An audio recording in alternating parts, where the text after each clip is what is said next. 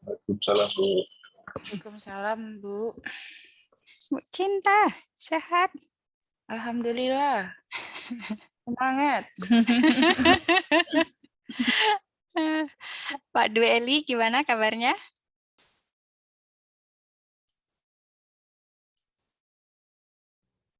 Ya, Bu. Sehat-sehat. Oke. Ini mau mulai jam berapa nih? Kita mulai aja ya, Pak. Pak Danielnya lagi ada kegiatan pagi ini, jadi saya mewakilkan beliau untuk membukanya. Oke, kita mulai ya Bapak Ibu.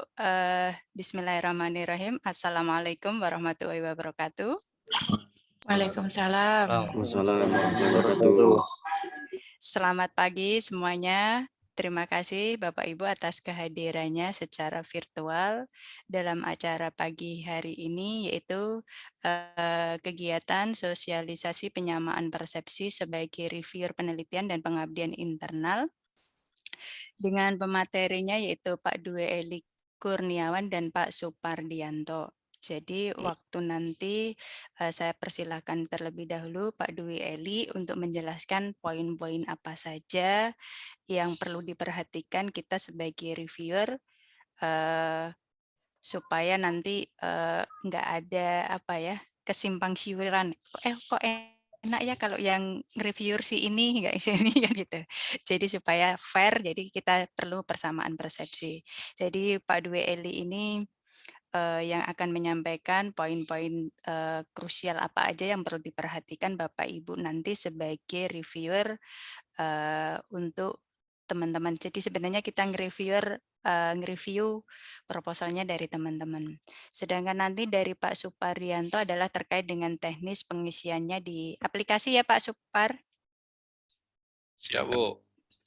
Untuk terkait dengan cara pengisiannya di sistemnya nanti. Oke. Usulan aja kan tadi, Bu ya? Iya. Karena nanti saya siapin dulu soalnya, nanti sekalian tunjukin. Iya, sip. Jadi itu apabila ada yang perlu ada yang kurang jelas atau dan sebagainya nanti bisa didiskusikan kembali dengan Pak Dwi Eli atau juga mungkin kalau teman-teman ada masukan karena kadang-kadang itu bidang keilmuan itu masing-masing punya keunikannya tersendiri ya. Jadi mungkin hal-hal yang seperti itu yang nanti mungkin kita perlu didiskusikan lebih lanjut. Oke, saya persilakan Pak Dwi Eli Kurniawan. Monggo, waktunya dipersilahkan. Ya, Bu. Terima kasih, Bu Nani. Ya, Assalamualaikum warahmatullahi wabarakatuh. Ya, selamat pagi. Rekan-rekan, saya pikir saya ini ditunjuk gitu ya. Dan sebenarnya juga saya pikir rekan-rekan lebih ahli juga mungkin ya.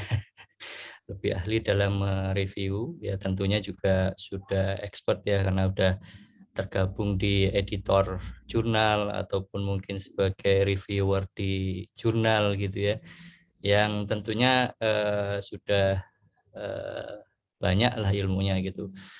Ya, oke, baik, mungkin saya di sini hanya berbagi saja, berbagi cerita gitu ya, berbagi mungkin rekan-rekan lebih expert nanti bisa kita diskusikan bersama-sama ya. Dengan adanya persamaan persepsi ini ya tentunya kita sama-sama untuk bisa mereview ya, sehingga si pengusul itu tentunya akan lebih baik ya gitu. Jadi namanya mereview itu adalah kalau menurut saya gitu. Jadi tentunya kita membuat si pengusul itu lebih baik lagi sehingga tentu akan mendukung daripada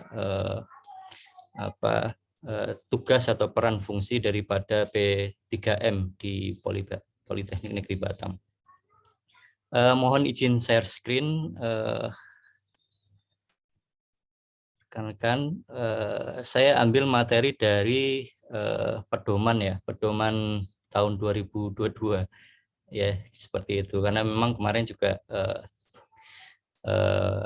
langsung saja ditodong sama Pak Daniel dan kemudian menceritakan aja yang sudah ada yang pernah kita lakukan gitu seperti itu. Nah, sebelum kita melakukan persamaan persepsi, tentu kita harus memahami daripada pedoman penelitian itu sendiri, ya pedoman yang ada di penelitian internal. Sehingga ketika kita mereview itu ya tentu ya sesuai dengan itu gitu ya. Itu. Nah, makanya nanti kita coba rundingkan ya mana di wilayah daripada reviewer dan mana wilayah nanti bagian administrasi yang mungkin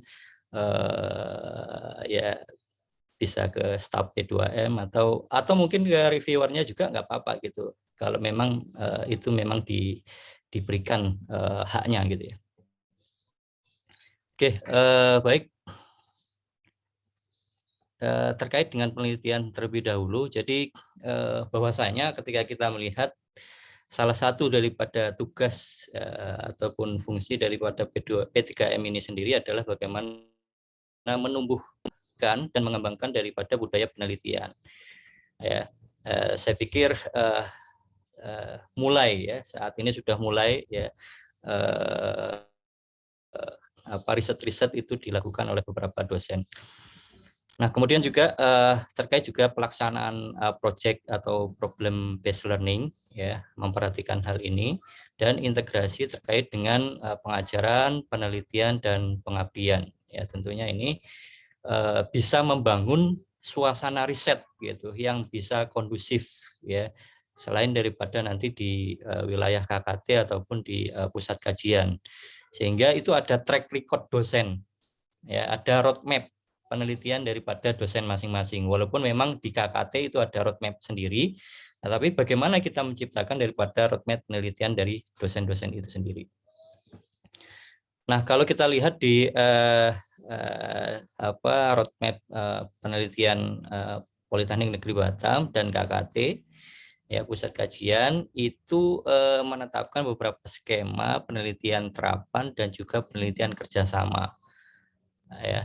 Gitu. Kalau dari pedoman seperti ini ada dua, yaitu penelitian terapan dan penelitian kerjasama.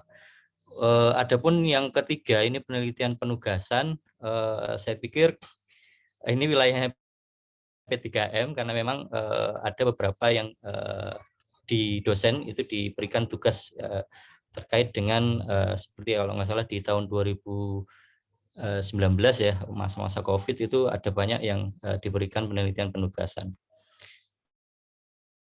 Secara umum ya aturan secara umum ya yaitu ketua peneliti itu ya itu dosen tetap aktif ya gitu. Ya kalau penegasannya sih di sana bahwa memiliki jabatan akademik ya ataupun instruktur tetap atau dosen kontrak yang aktif gitu seperti itu. Ya, terus khusus PK penelitian kerjasama itu terdapat kesepakatan kerjasama mitra industri yang melibatkan minimal 2 mahasiswa nantinya saya pikir ini nggak terlalu sulit karena memang di di P3M ya di PBL kita sudah melibatkan banyak mahasiswa. Nah, kalau kita melihat ya sebenarnya sih dosen tetap ya kita itu kalau di Forlabdikti itu ada 266 itu di tahun ajaran 2018-2019. Sedangkan di 2019-2020 itu ada 314. Artinya kalau banyak semua dosen itu mengajukan itu saya pikir banyak sekali proposal yang mungkin bisa kita dapatkan gitu ya, kita terima. Karena di sini aturan umumnya seperti ini gitu. Walaupun memang ada di luar daripada panduan ya, saya tidak tahu. Kemarin di email dari P2M bahwa kalau sudah melakukan penelitian sebanyak 2 kali di internal, maka sebaiknya tidak melakukan penelitian pengusulan di penelitian internal, tetapi di luar ya bisa di Sinditakmas ya, seperti itu. Kemudian peneliti juga dibolehkan mengajukan proposal ya sebagai satu ketua, satu anggota. Nah, ini kadangkala yang suka terlewatkan ya. Entah apakah ini terkait dengan anggaran ataupun terkait dengan yang lainnya ya. Saya pikir ini harus tegas bahwa nanti ketika seleksi administratif ya satu ketua dan satu anggota gitu. Jadi itu harus benar-benar sesuai dengan panduan. Kemudian pelaksanaan penelitian itu terdokumentasi dengan baik di logbook ya. Seperti itu. Saya pikir ini sudah ada di SIM P3M nanti mungkin. Dan durasi penelitian itu 7 bulan ya. Gitu. Jadi kalau nanti di proposal rekan-rekan bisa cek beberapa usulan itu sebaiknya nanti kita arahkan durasinya adalah 7 bulan ya, bukan setahun. Kadang-kadang beberapa pengusul itu sampai 1 tahun atau 12 bulan gitu ya. Jadi mungkin kita bisa menegaskan di sana. Kemudian penelitian yang dihentikan ya sebelumnya masa. Nah, ini akibat kelalaian itu mendapatkan sanksi usulan. Nah, memang sampai saat ini saya belum mendapatkan informasi, tetapi kebanyakan adalah ditegaskan oleh staf P3M terkait dengan luaran-luaran ataupun terkait dengan sanksi sebelumnya yang belum dilakukan, gitu ya. Seperti itu. Sampai sekarang juga belum tahu siapa yang tidak boleh kan, itu belum ini.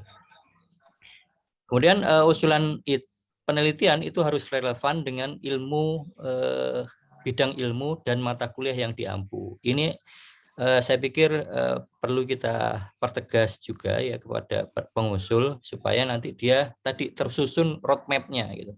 Roadmap penelitiannya gitu. Nah, selanjutnya penelitian itu merupakan PBL mencakup 2 mata kuliah ya. Seperti itu. Terus kemudian P3M ini berhak untuk menolak usulan yang tidak sesuai dengan aturan. Ini kalau melihat dari aturan-aturan umum ya, jadi rekan-rekan bisa melihat di sana di pedomannya ya gitu. Nah, kalau kita lihat di Sinta ini di Forlap Dikti ya, PD Dikti.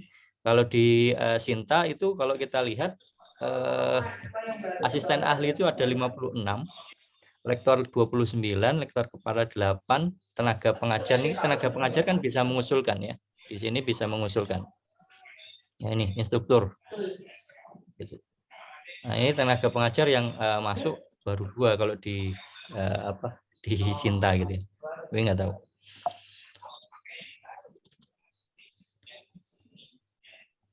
Oke, masuk ke skema penelitian terapan, bahwa penelitian terapan ini pagunya 25 juta ya. Per judul, tidak termasuk biaya publikasi, karena biaya publikasi nanti setelahnya. Ya, biasanya rekan-rekan mengajukan menggunakan borang yang ada di P3M. Nah, luarannya, nah ini perlu kita pertegas karena memang skemanya ini lebih besar ya dari penelitian sebelumnya. Jadi luaran ya atau kontribusi daripada ke institusi itu harus kita pertegas sebagai reviewer. Mestinya gitu. Ya, idealnya adalah karena kontribusi institusi itu adalah pengusul mampu melakukan ini gitu. Luarannya, menyelesaikan luarannya gitu, seperti itu. Jadi bisa kalau di penelitian terapan ini laporan penelitian ya dan sebuah prototipe atau di sini ataunya banyak, atau desain atau produk atau TTG atau kebijakan atau sebuah tulisan ilmiah yang telah disubmit ya.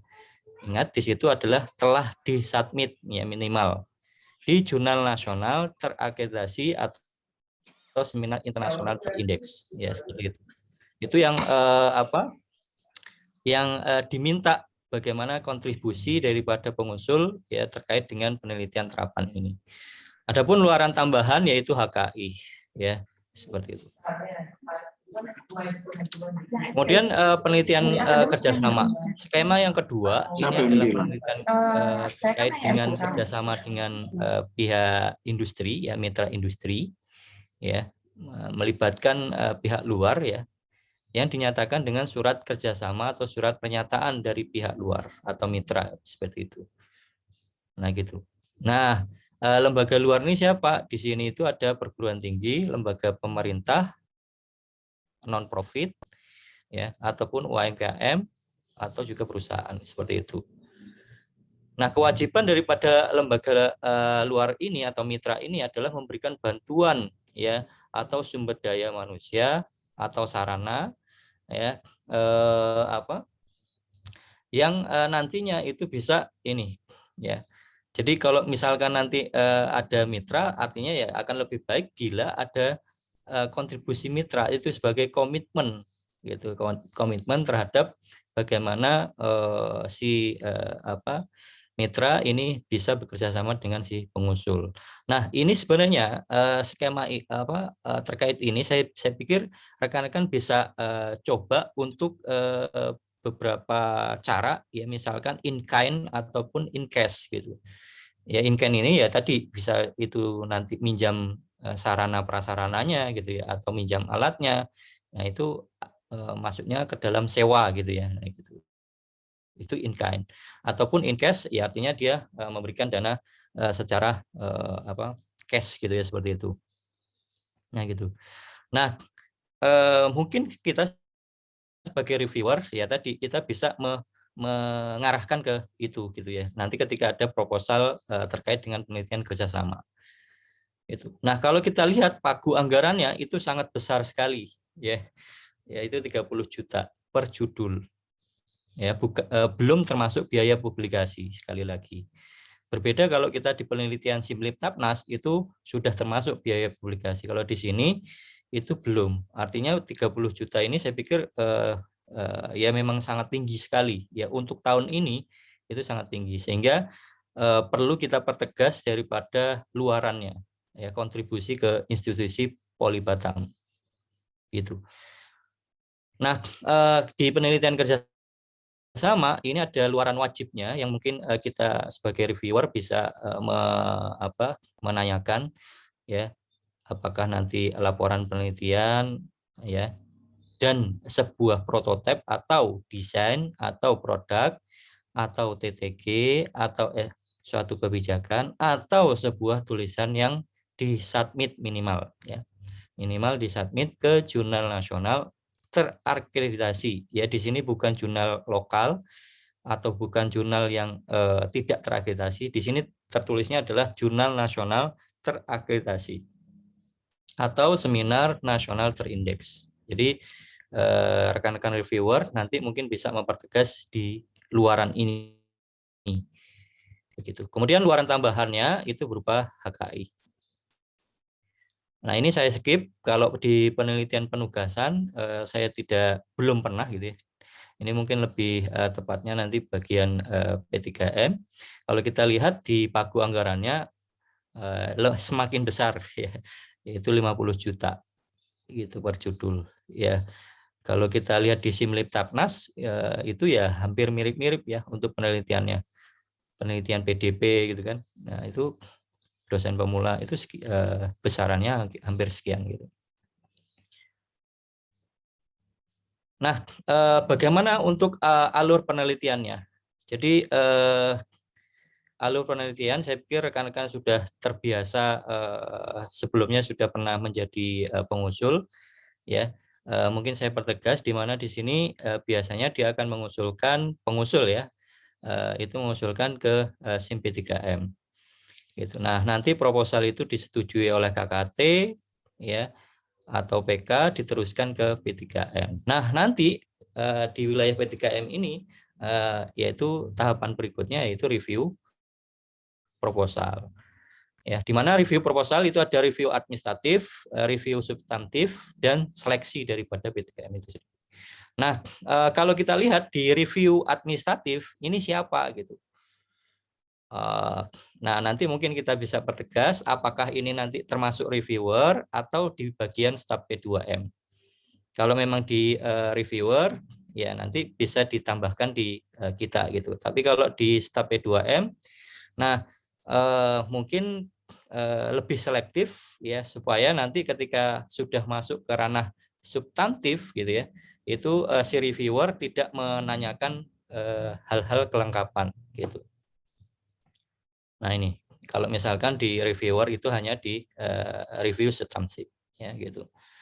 Nah, kenapa ini perlu kita pertegas? Karena nanti ke depannya juga kita tidak ada masalah ya terkait dengan pelaporan ataupun luaran yang nantinya menjadi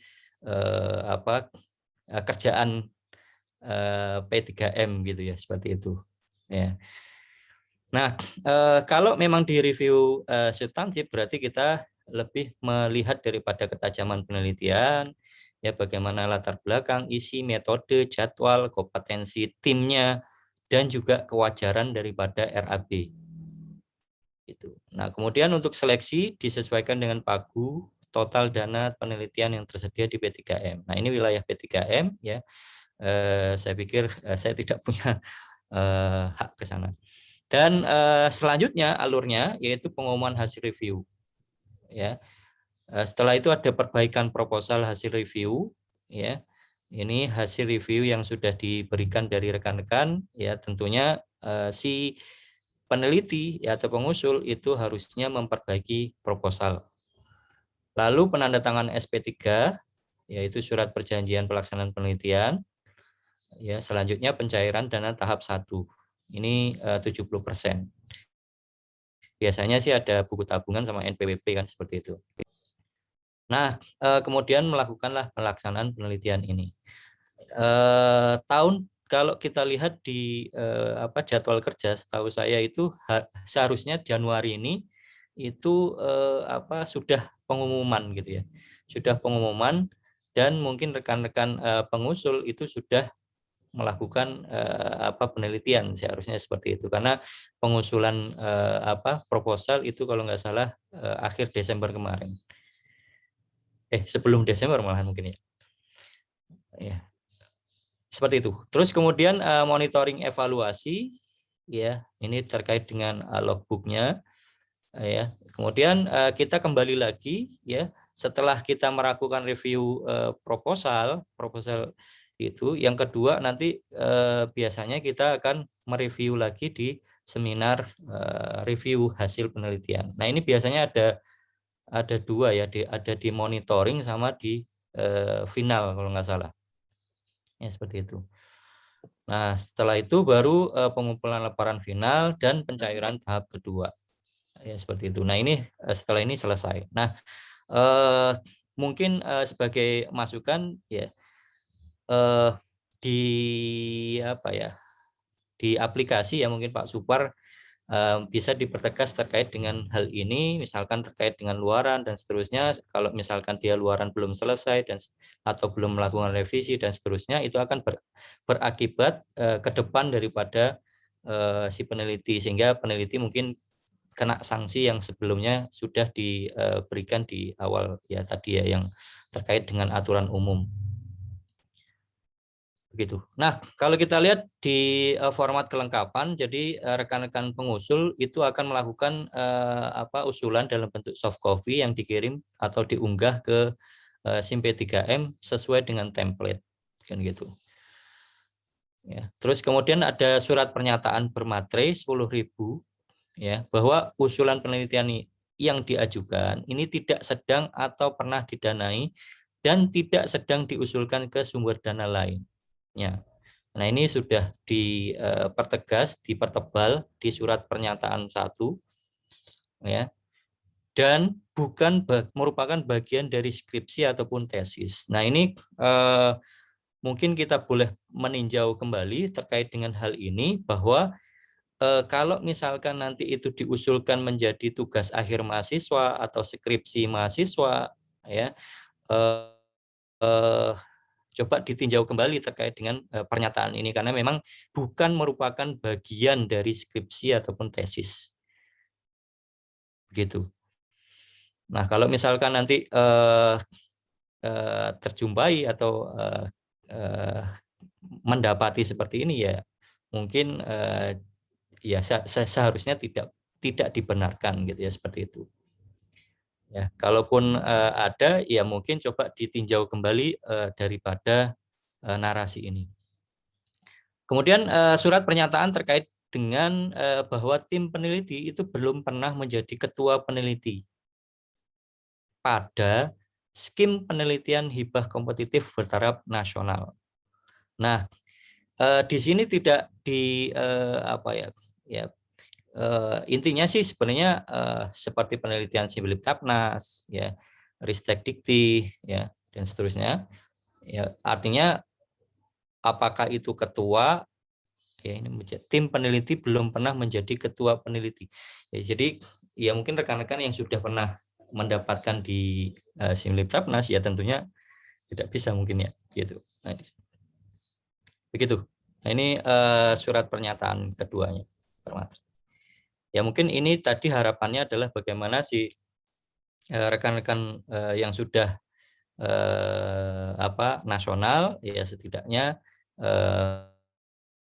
bermainnya di taraf nasional gitu ya seperti itu. Nah, kalau kita melihat dari tadi yang substansi proposal ya. Nah, di sini substansi usulan proposal penelitian kita bisa melihat dari beberapa case ya yang misalkan di judulnya. Nah, mungkin menggambarkan kegiatan daripada penelitian. Ya, ya ini saya pikir rekan-rekan paham lah ya. Dan sebaiknya perlu kita coba menghindari dari ambiguitas. Terkadang peneliti ini atau pengusul ini terlupa gitu ya. Bisa saja terlupa atau bisa saja dia sebenarnya pengen ini tetapi kok judulnya seperti ini. Itu mungkin perlu kita luruskan ya sebagai reviewer. Gitu. Oke, terus kemudian identitas usulan ya bisa berupa tim peneliti ya, nama lengkap, keahlian, bidang keahlian. Nah, ini tentu coba dieksplorasi misalkan nantinya ini berkaitan dengan apa sih? Berkaitan dengan pembagian job desk ya seperti itu sehingga terlihat bahwa bahwa penelitian ini benar-benar baik gitu ya seperti itu. Termasuk juga alokasi waktu ya seperti itu. Nah, itu yang perlu kita pertegas sebagai reviewer. Kemudian abstrak ya. Bahwasanya kalau kita lihat ya memang di abstrak itu dituliskan secara singkat dan komprehensif ya mengenai daripada signifikansi konseptual daripada proposal itu sendiri. Ya, misalkan dari latar belakangnya, tujuannya, ya kegunaannya, ya atau hasil penelitiannya itu sendiri ya termasuk juga metodologinya ya itu. Nah, kalau saya lihat di pedoman itu ternyata ada kata-kata dilengkapi dengan TKT yang akan dicapai itu. Kalau seperti ini berarti sejalan juga dengan adanya di penelitian Simliptapnas ya seperti itu. Itu ada TKT yang harus kita isi. Gitu. Nah, ini mungkin coba ditinjau kalau dari pedoman memang seperti ini. Jadi kalau sebagai reviewer ya maka harus mengikuti ini. Ya, jadi rekan-rekan pengusul nanti kalau tidak ada TKT-nya ya mungkin kita sebagai reviewer kita bisa memberikan informasi kepada pengusul bahwasanya ini harus ditetapkan TKT berapa seperti itu. Ya. Itu terus kemudian pendahuluan.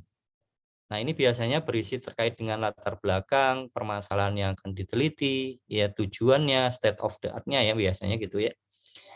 Ya, bisa juga di tujuan pustaka ya.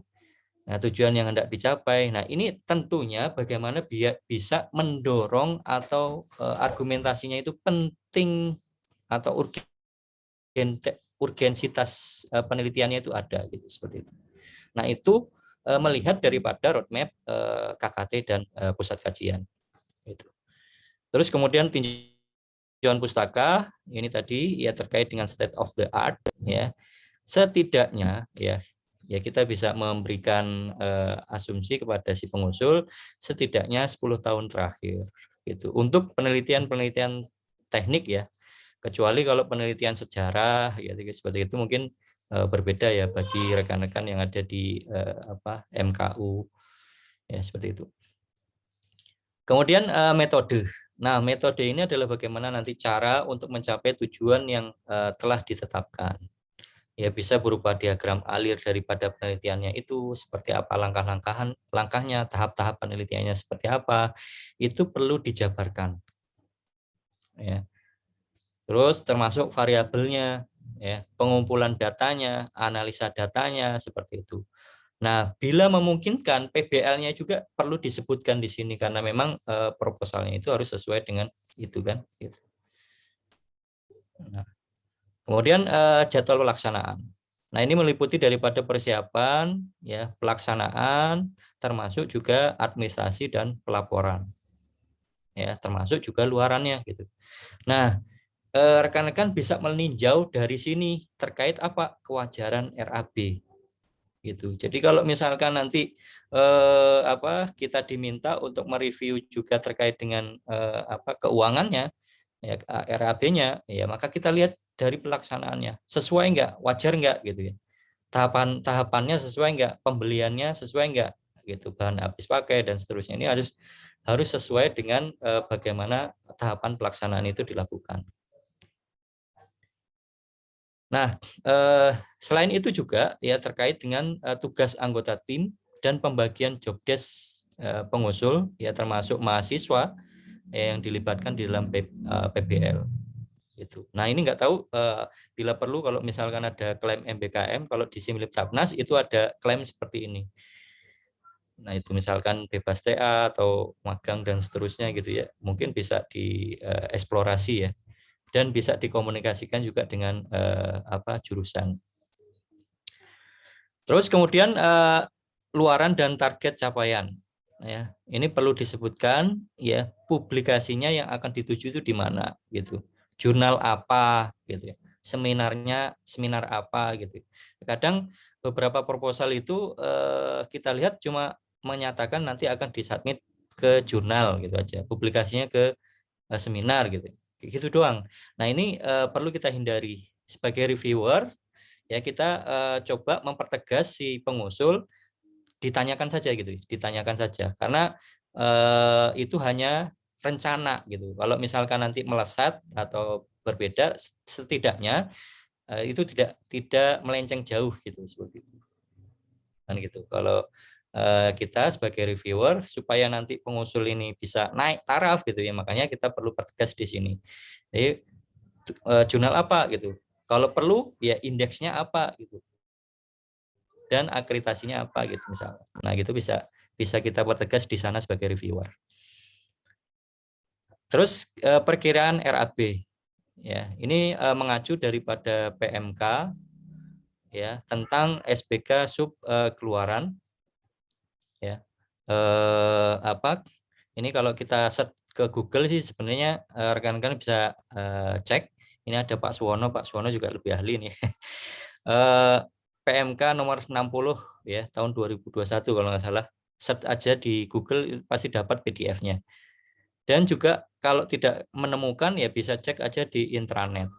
Gitu. Intranet Polibatam juga sudah ada di aturan ya kalau nggak salah.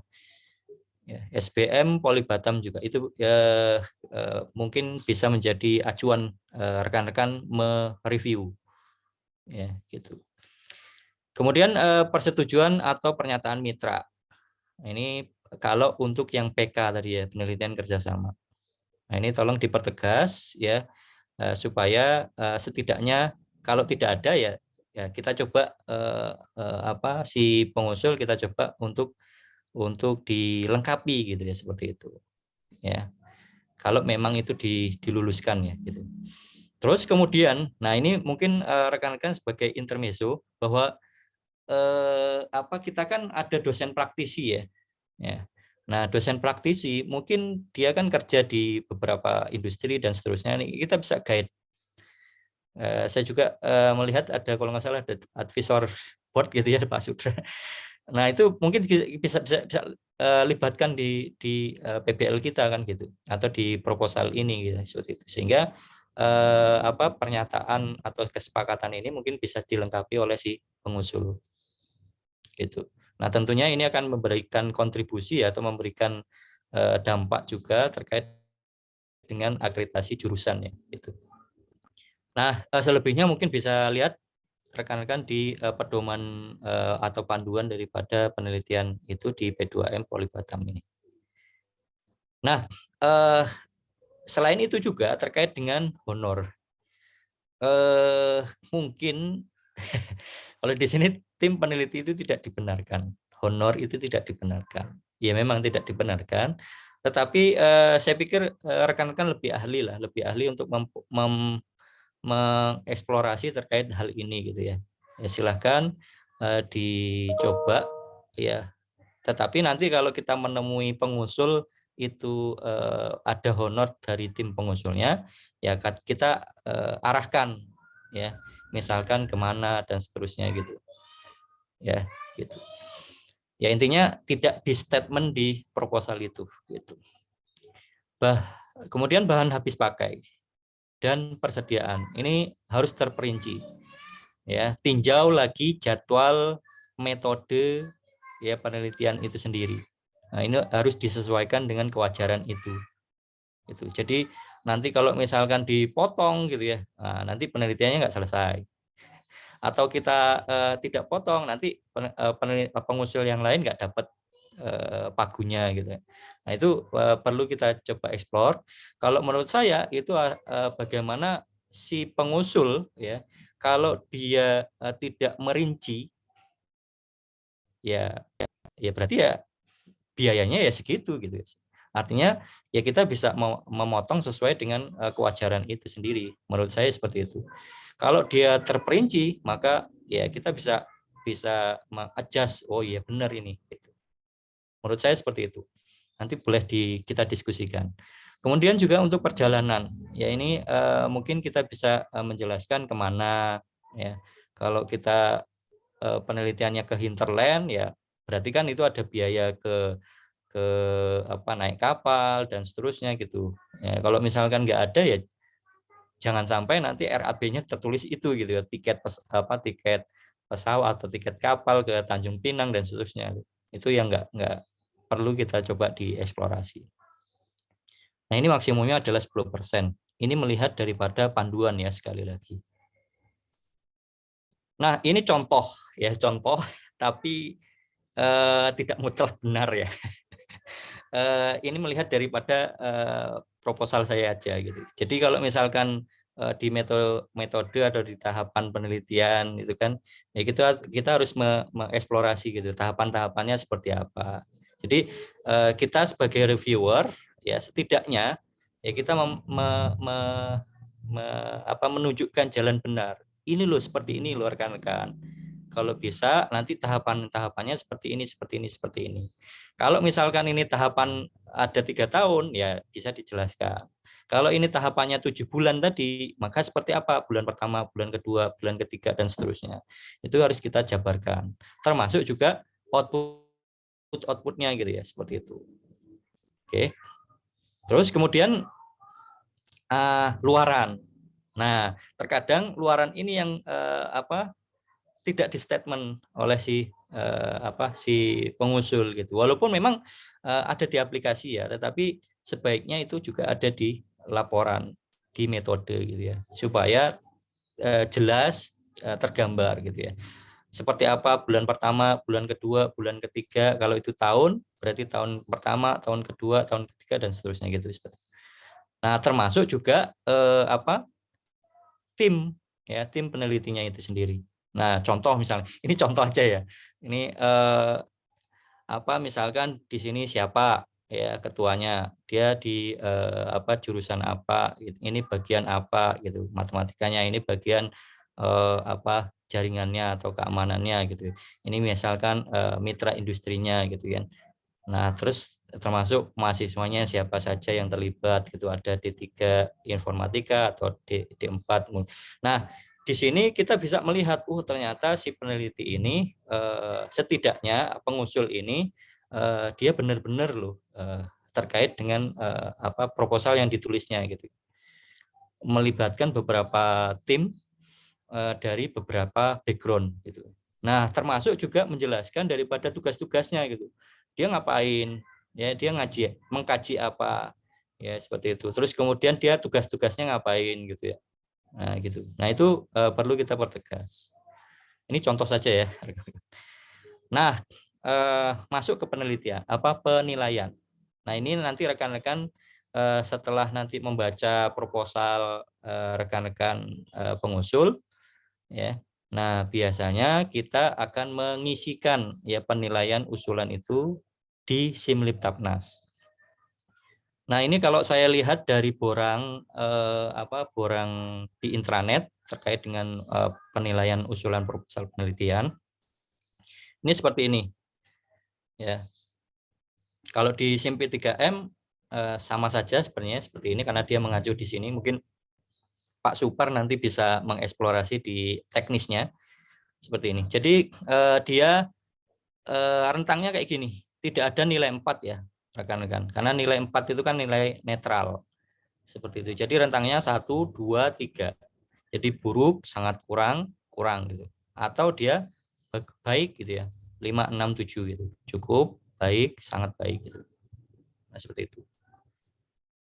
Nah, itu nanti terus kemudian yang terakhir adalah diterima ataukah dia ditolak. Itu untuk usulan terkait dengan proposal penelitian. Ya, harus direkomendasikan apakah dia ditolak ataukah dia diterima. Nah, ini perlu rekan-rekan memberikan alasan. Kenapa sih gitu? Ya, alasannya apa gitu. Itu perlu dituliskan ya. Terus kemudian untuk penilaian monitoring dan laporan akhir. Nah, ini biasanya nanti di tengah semester atau di akhir ya semester. Ya, gitu. Nah, ini kalau kita melihat borangnya itu seperti ini. Ya, ini untuk yang A ini untuk monitoringnya, yang B ini untuk yang laporan akhirnya. Gitu. Nah, untuk penilaiannya seperti apa? Kalau yang tadi itu kan penilaiannya adalah 1 sampai 7 kecuali 4 ya. Kalau di sini itu kita melihatnya skornya 1 sampai 5 ya. Rekan-rekan skornya 1 sampai 5 gitu. Nah, nanti komponen penilaiannya itu apa saja ini? Capaian penelitian apa saja gitu ya. Nah, kalau dia capaian penelitiannya artinya penelitiannya itu sudah diselesaikan ya atau belum gitu. Kalau misalkan selesai 50%, nah berarti dia masuk di skor 2 gitu. Makanya nanti kita isikan skornya dia 2 gitu. Kalau dia sudah 80%, ya berarti dia bisa skornya 5 begitu. Ya. Nah, ini bagaimana? Tanyakan saja kepada si peneliti gitu ya atau pengusul. Apakah sudah berapa persen nih selesai penelitiannya gitu. Kan yang tahu kan mereka. Terus kemudian jurnal internasional ataupun nasional terakreditasi. Kalau dia accepted atau publish ya skornya 5. Submitted skornya 4. Kalau hanya bentuk draft saja ya belum diapa-apain. Hanya draft sesuai dengan template gitu ya, maka skornya 2. Kemudian jurnal lokal. Untuk jurnal lokal ya ini berarti dia tidak terakreditasi atau bukan jurnal nasional ya gitu. Nasional yang belum terakreditasi gitu. Itu juga masuk ke sini. Nah, ini skornya 2 kalau dia publish. Ya, kalau baru submitted ataupun draft itu skornya 1. Kemudian sebagai pemakalah seminar internasional maupun seminar nasional ya. Kalau sudah dilaksanakan dia skornya 5, kalau draft 4, ya kalau belum sama sekali. Nah, ini P3M sangat murah sekali. Jadi belum sama sekali atau tidak itu bagi dia 2. Kemudian HKI ya. Ini kalau dia granted maka dia skor 5, baru draft ya. Itu skornya 4 ya atau belum itu skornya 2. Termasuk juga dengan TTG ataupun dengan produk, model, prototipe, desain, karya seni, rekayasa sosial ini sama.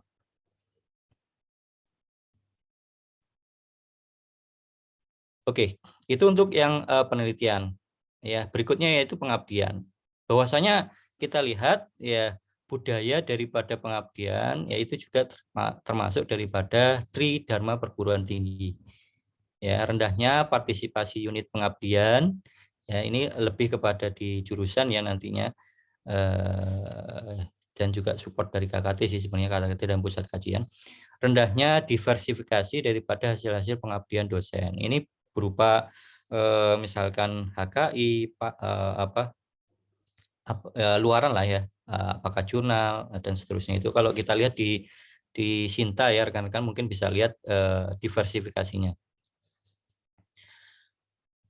Kemudian ruang lingkupnya di pengabdian ini adalah ya bisa meliputi daripada bidang kesehatan, hukum, sosial humaniora, ya dan seterusnya ini. Yang tentunya mungkin kalau menurut saya karena kita politeknik ya harusnya applied ya gitu ya, applied ke bidang-bidang ini.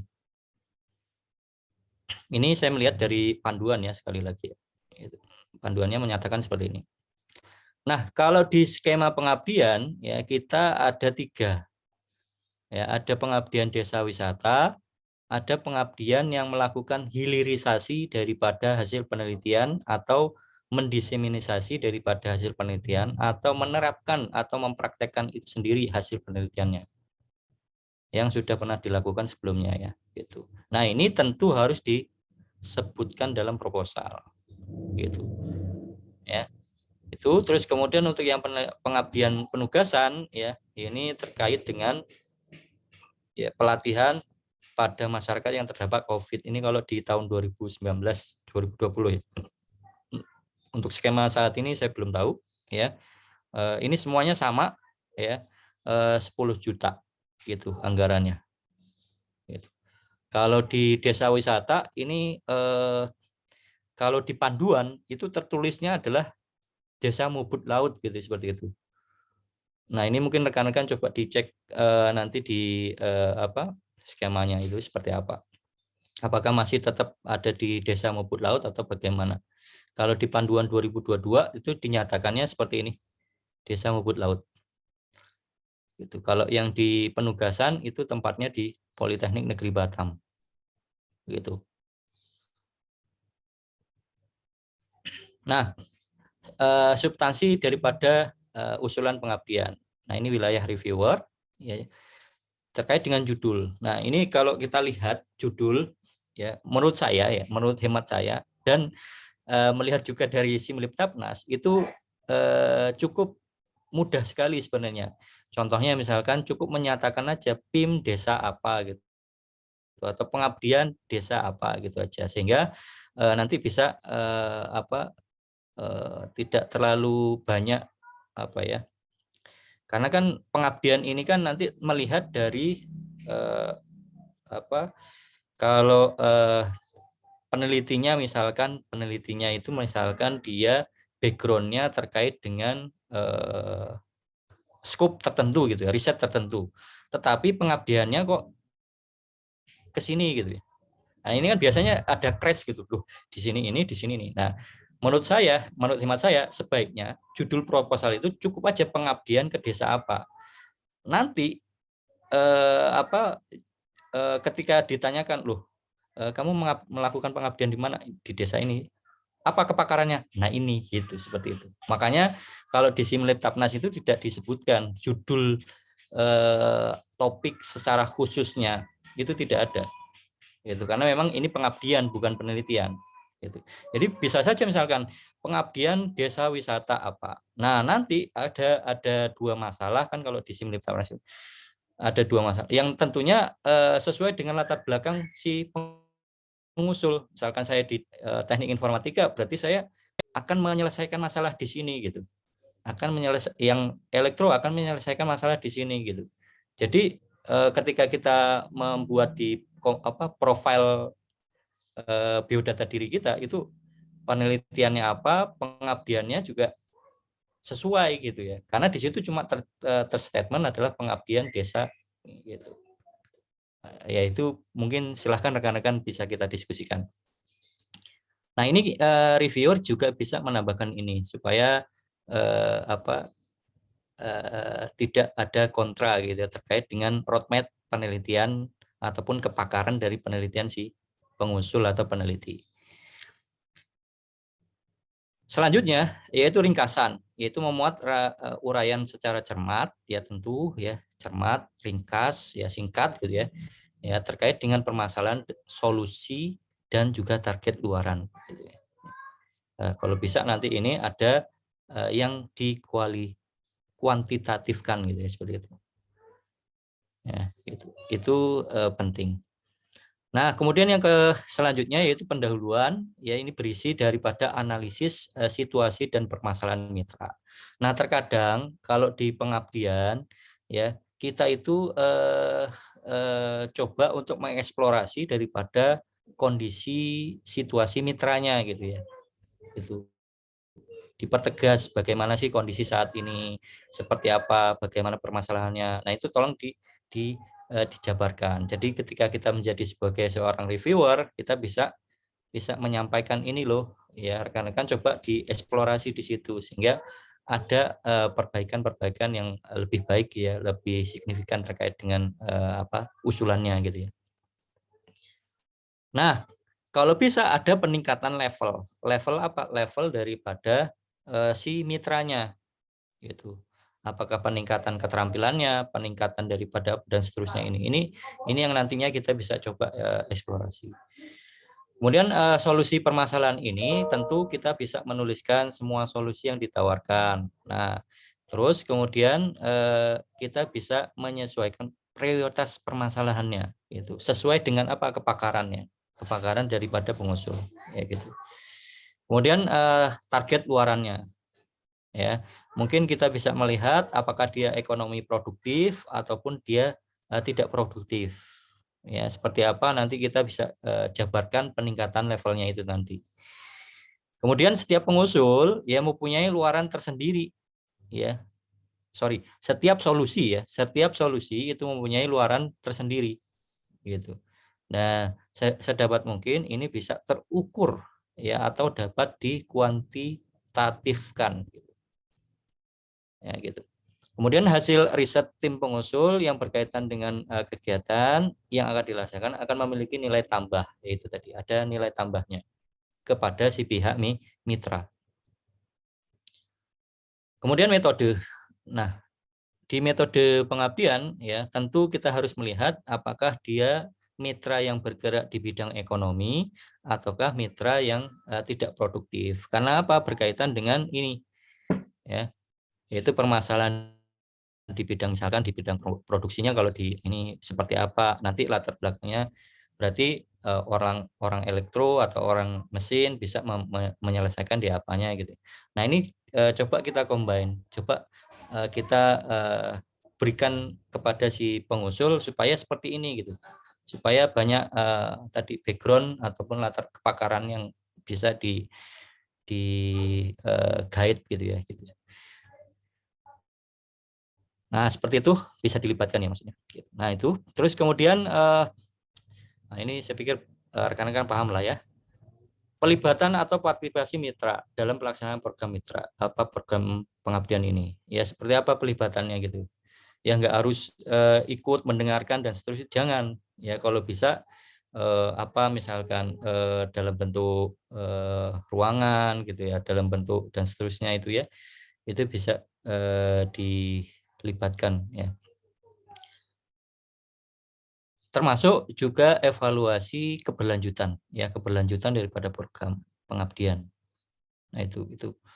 Terus peran dan tugas dari masing-masing anggota tim yaitu bisa dijabarkan. Nah, ini yang ada di metode. Ya mungkin rekan-rekan bisa mereview lah ya, mereview terkait poin-poin ini yang nantinya di usulan pengabdian yang akan direview rekan-rekan. Nah, terkait dengan yang lainnya misalkan di tugas anggota tim dan pembagian job desk. Nah, ini tadi ya sama juga yang ada di penelitian, itu tolong dipertegas ya. Kemudian jadwal pelaksanaan. Nah, ini harus menyesuaikan daripada RAP-nya, kewajaran RAP-nya. Daftar pustaka ya, dan gambaran iptek ya. Nah, iptek apa yang akan ditransfer ke mitra gitu. Nah, itu perlu diilustrasikan ya, seperti apa. Bisa berupa tahapan-tahapan atau bisa berupa gambar-gambar yang mengeksplorasi atau mengilustrasi daripada iptek apa yang nanti akan kita transfer ke mitra. Nah, terus kemudian peta lokasi. Ini contoh aja ya. Ini tidak mutlak juga benar. Ini contoh misalkan lokasi saya di hinterland gitu kan. Wilayah di mana Nongsa misalkan seperti itu nih, bisa diambil dari Google Map dan seterusnya gitu, perjalanan dan seterusnya tidak dideskripsikan. Nah, terus juga ini kalau dia lihat roadmap tadi ya seperti itu. Terus kemudian ini apa yang akan ditransfer ke mitra gitu ya. Nah, ini mungkin bisa jadi contoh juga kepada si pengusul gitu ya. Nah, luaran pengabdian ini yang wajib kalau kita lihat di panduan ya, yaitu laporan pengabdian dan publikasi minimal pada Jurnal Pengabdian Nasional terindeks Sinta. Itu yang di panduan 2022. Ya, jadi mungkin kita bisa mempertegas kepada si pengusul ini luarannya. Nah, adapun yang ketiga ini video dokumentasi kegiatan plus media massa, misalkan ke Polibatam TV, ke web jurusan, mungkin kita bisa pertimbangkan kepada si pengusul supaya apa? Supaya nanti tadi ya kita bisa menambah, membuat nilai tambah kepada si jurusan itu sendiri. Ya, kegiatannya terdokumentasi dengan baik. Saya pikir kegiatan-kegiatan gini kan mudah ya, rekan-rekan bisa memvideokan dari foto-foto dan seterusnya, itu bisa diklipkan gitu ya. Ini kalau di Simlip Sapnas kan kayak gini gitu.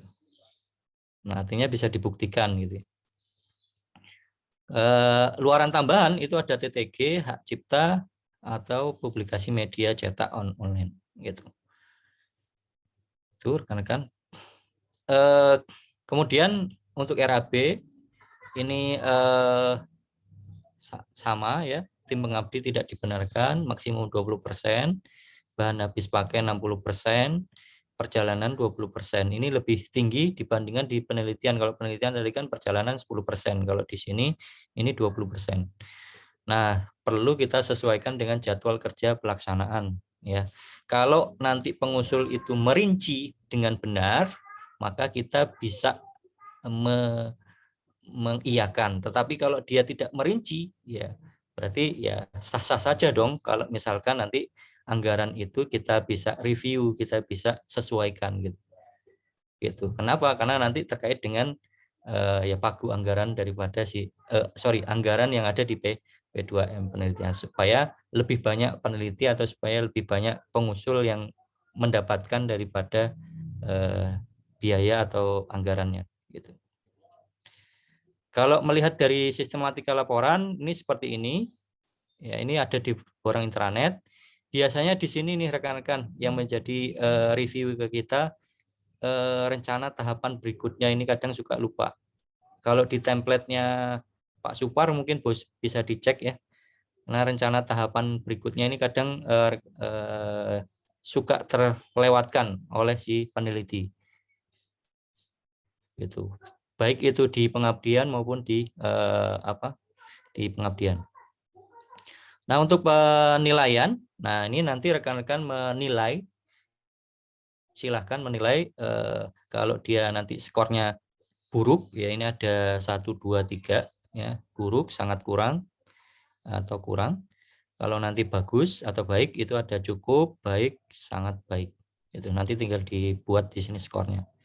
Nah, terus kemudian direkomendasikan apakah dia diterima ataukah ditolak. Termasuk juga memberikan alasan. Itu, berikan alasan. Untuk monitoring dan laporan akhir ini sama penilaiannya, nilainya 1 sampai 7 kecuali tidak ada 4 ya. Rekomendasinya kalau di sini adalah dilanjutkan atau dihentikan atau sudah selesai sesuai usulan ya gitu. Itu kalau nanti di laporan akhir bisa sesuai selesai sesuai usulan gitu ya, seperti itu. Nah, itu dan diberikan ya. Ini pilih salah satu lalu berikan alasannya. Kenapa merekomendasikan hal tersebut gitu. Begitu menurut saya, rekan-rekan, mungkin kita bisa mendiskusikan ya bersama-sama. Saya hanya melihat daripada panduan yang sudah ada diterbitkan di P2M, ya, panduan penelitian internal P3M dengan mengkombinasi atau merekomendasikan supaya nanti si pengusul juga bisa berlatih lebih baik lagi ketika nanti dia akan naik ke nasional gitu ya, ke Simliptaknas. Mungkin itu Bu Nani dan rekan-rekan, kalau ada pertanyaan ataupun ada diskusi ya monggo dipersilahkan. Ayo teman-teman, ada yang mau didiskusikan? Terima kasih Pak Dwi, sangat luar biasa informasinya. Serasa ini ya, serasa kayak ini nasional, reviewer nasional rasanya. Rasanya udah rasa reviewer nasional ini Pak Dwi nih. Oh ya, ya karena kemarin habis itu Bu, habis jadi kemarin yang diikutkan. Yang itu ya, yang review, nasional itu. Iya, Ya. iya. Lah ya, Saya gelombang 4 itu. Monggo Bapak Ibu kalau ada yang mau didiskusikan sebelum Pak Supar kali atau Mas Priki. Izin Bu. Belum ada Bu. Oh iya ini Pak Suwono, silakan Pak. Monggo Pak. Ya, mata nih Pak Dwi. Mungkin yang mau saya ini kan yang tadi sampaikan Pak Dwi tadi di administrasi ya. Kemarin kan kalau nggak salah itu ada penggunaan authenticate ya. Jadi ada beberapa kemarin itu dicek plagiat itu. Nah kalau bisa mungkin dari yang menggunakan itu mungkin dari P3M ya. Jadi nanti secara administratif mungkin di awal itu sudah dicek dari awal kalau memang digunakan ya.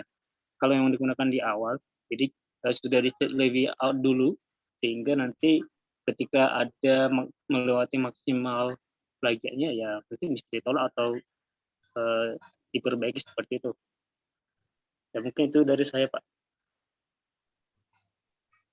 Iya betul. Ini isu tahun lalu ya Pak. Iya ya.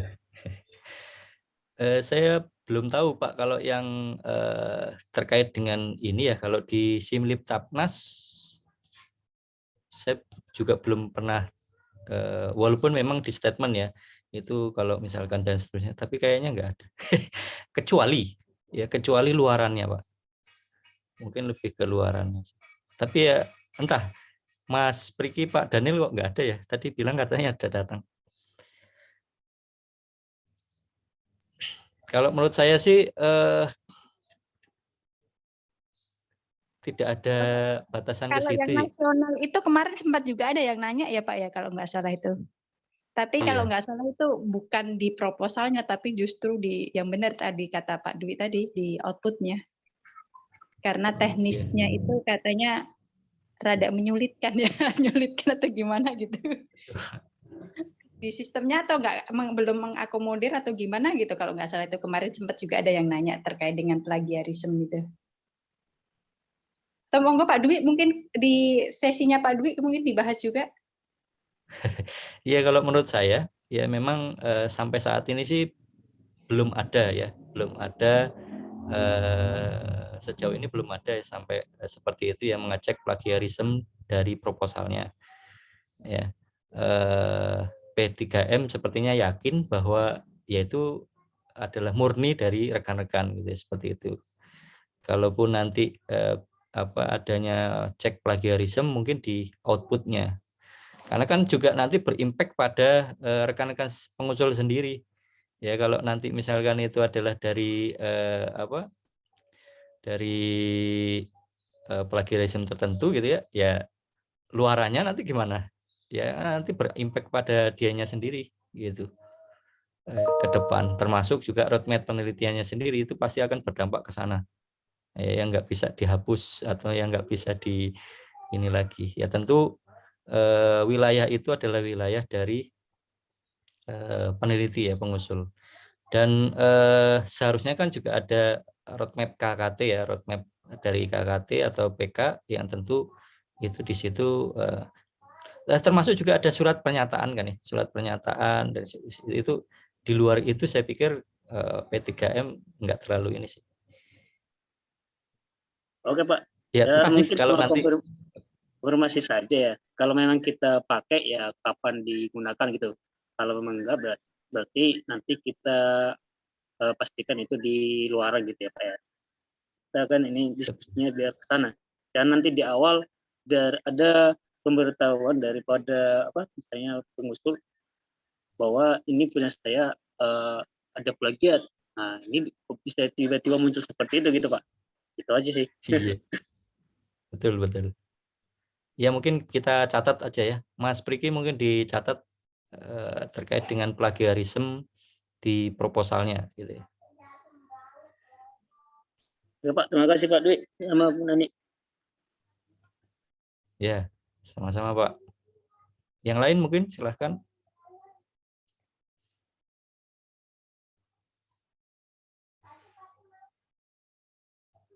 Izin Pak, mau bertanya juga Pak, Pak Dwi. Iya silakan. Pak siapa ya? Zainuddin Lubis Pak. Oh Pak Zain. Silakan Pak Zain. Wah ini pakar nih. Ini Pak, saya bingung kadang-kadang ya. Jadi kalau kita berkata kita menerima proposal tersebut, tadi saya dengar itu kan ada skor ya Pak ya, benar ya? Jadi ada Betul. skor. Nah ini sebenarnya lebih kepada anggaran nih Pak. Nah kalau Bapak bilang tadi kan ada pagu maksimum Pak ya. Kita kan ngacu ke Similabtamas nih, gitu kan, ataupun panduan SBM ya dalam sebuah penelitian gitu kan. Nah tapi kok bisa gitu ya? Ini kalau misalnya ada kasus ya, bisa nggak sih penelitian itu di-accept tapi dananya itu di bawah rata-rata Pak? Seharusnya kan kalau misalnya dalam pikiran saya ini berarti kita harus membatasi ya kan gitu kan. Anggaran itu kan pasti sudah ada range-nya ya kan gitu kan, ada range maksimum misalnya untuk yang pemula 5 juta misalnya gitu kan. Untuk yang terapan tadi di situ 25 juta gitu kan. Nah, kita punya range nggak minimumnya? Gitu. Ada nggak range minimum di P4M ini?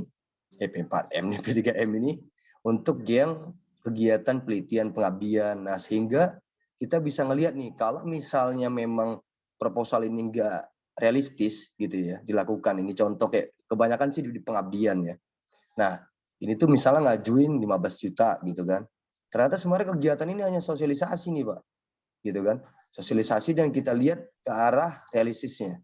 Nah, itu gimana tuh, Pak? Apakah bisa kita loloskan dengan adanya range minimum yang diterima anggarannya atau enggak? Seperti itu.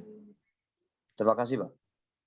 Oh, sama satu lagi, Pak, untuk yang untuk plagiat. Saya rasa sih kalau untuk yang plagiat, kalau menurut saya pribadi, Pak, selama mengikuti walaupun saya belum pernah lolos nasional ya, tapi plagiat kayaknya di proposal enggak terlalu deh, Pak. Karena kalau kita buat untuk plagiat, karena sistemnya teman-teman dan beberapa orang juga sudah mensubmit, saya rasa itu udah ini ya, udah terlambat ya menentukan itu. Mungkin itu aja Pak Dwi. Jadi ada satu pertanyaan dan satu lagi saran. Terima kasih Pak Dwi. Oke, terima kasih. Langsung saya jawab nih ya. Terkait dengan pagu anggaran ya tadi yang memang lebih besar dibandingkan dengan penelitian-penelitian sebelumnya. Ya kalau dulu itu nggak salah 10 atau 15 juta gitu ya. Nah sekarang itu tinggi sekali ya. 25 sampai 50-an gitu ya. Nah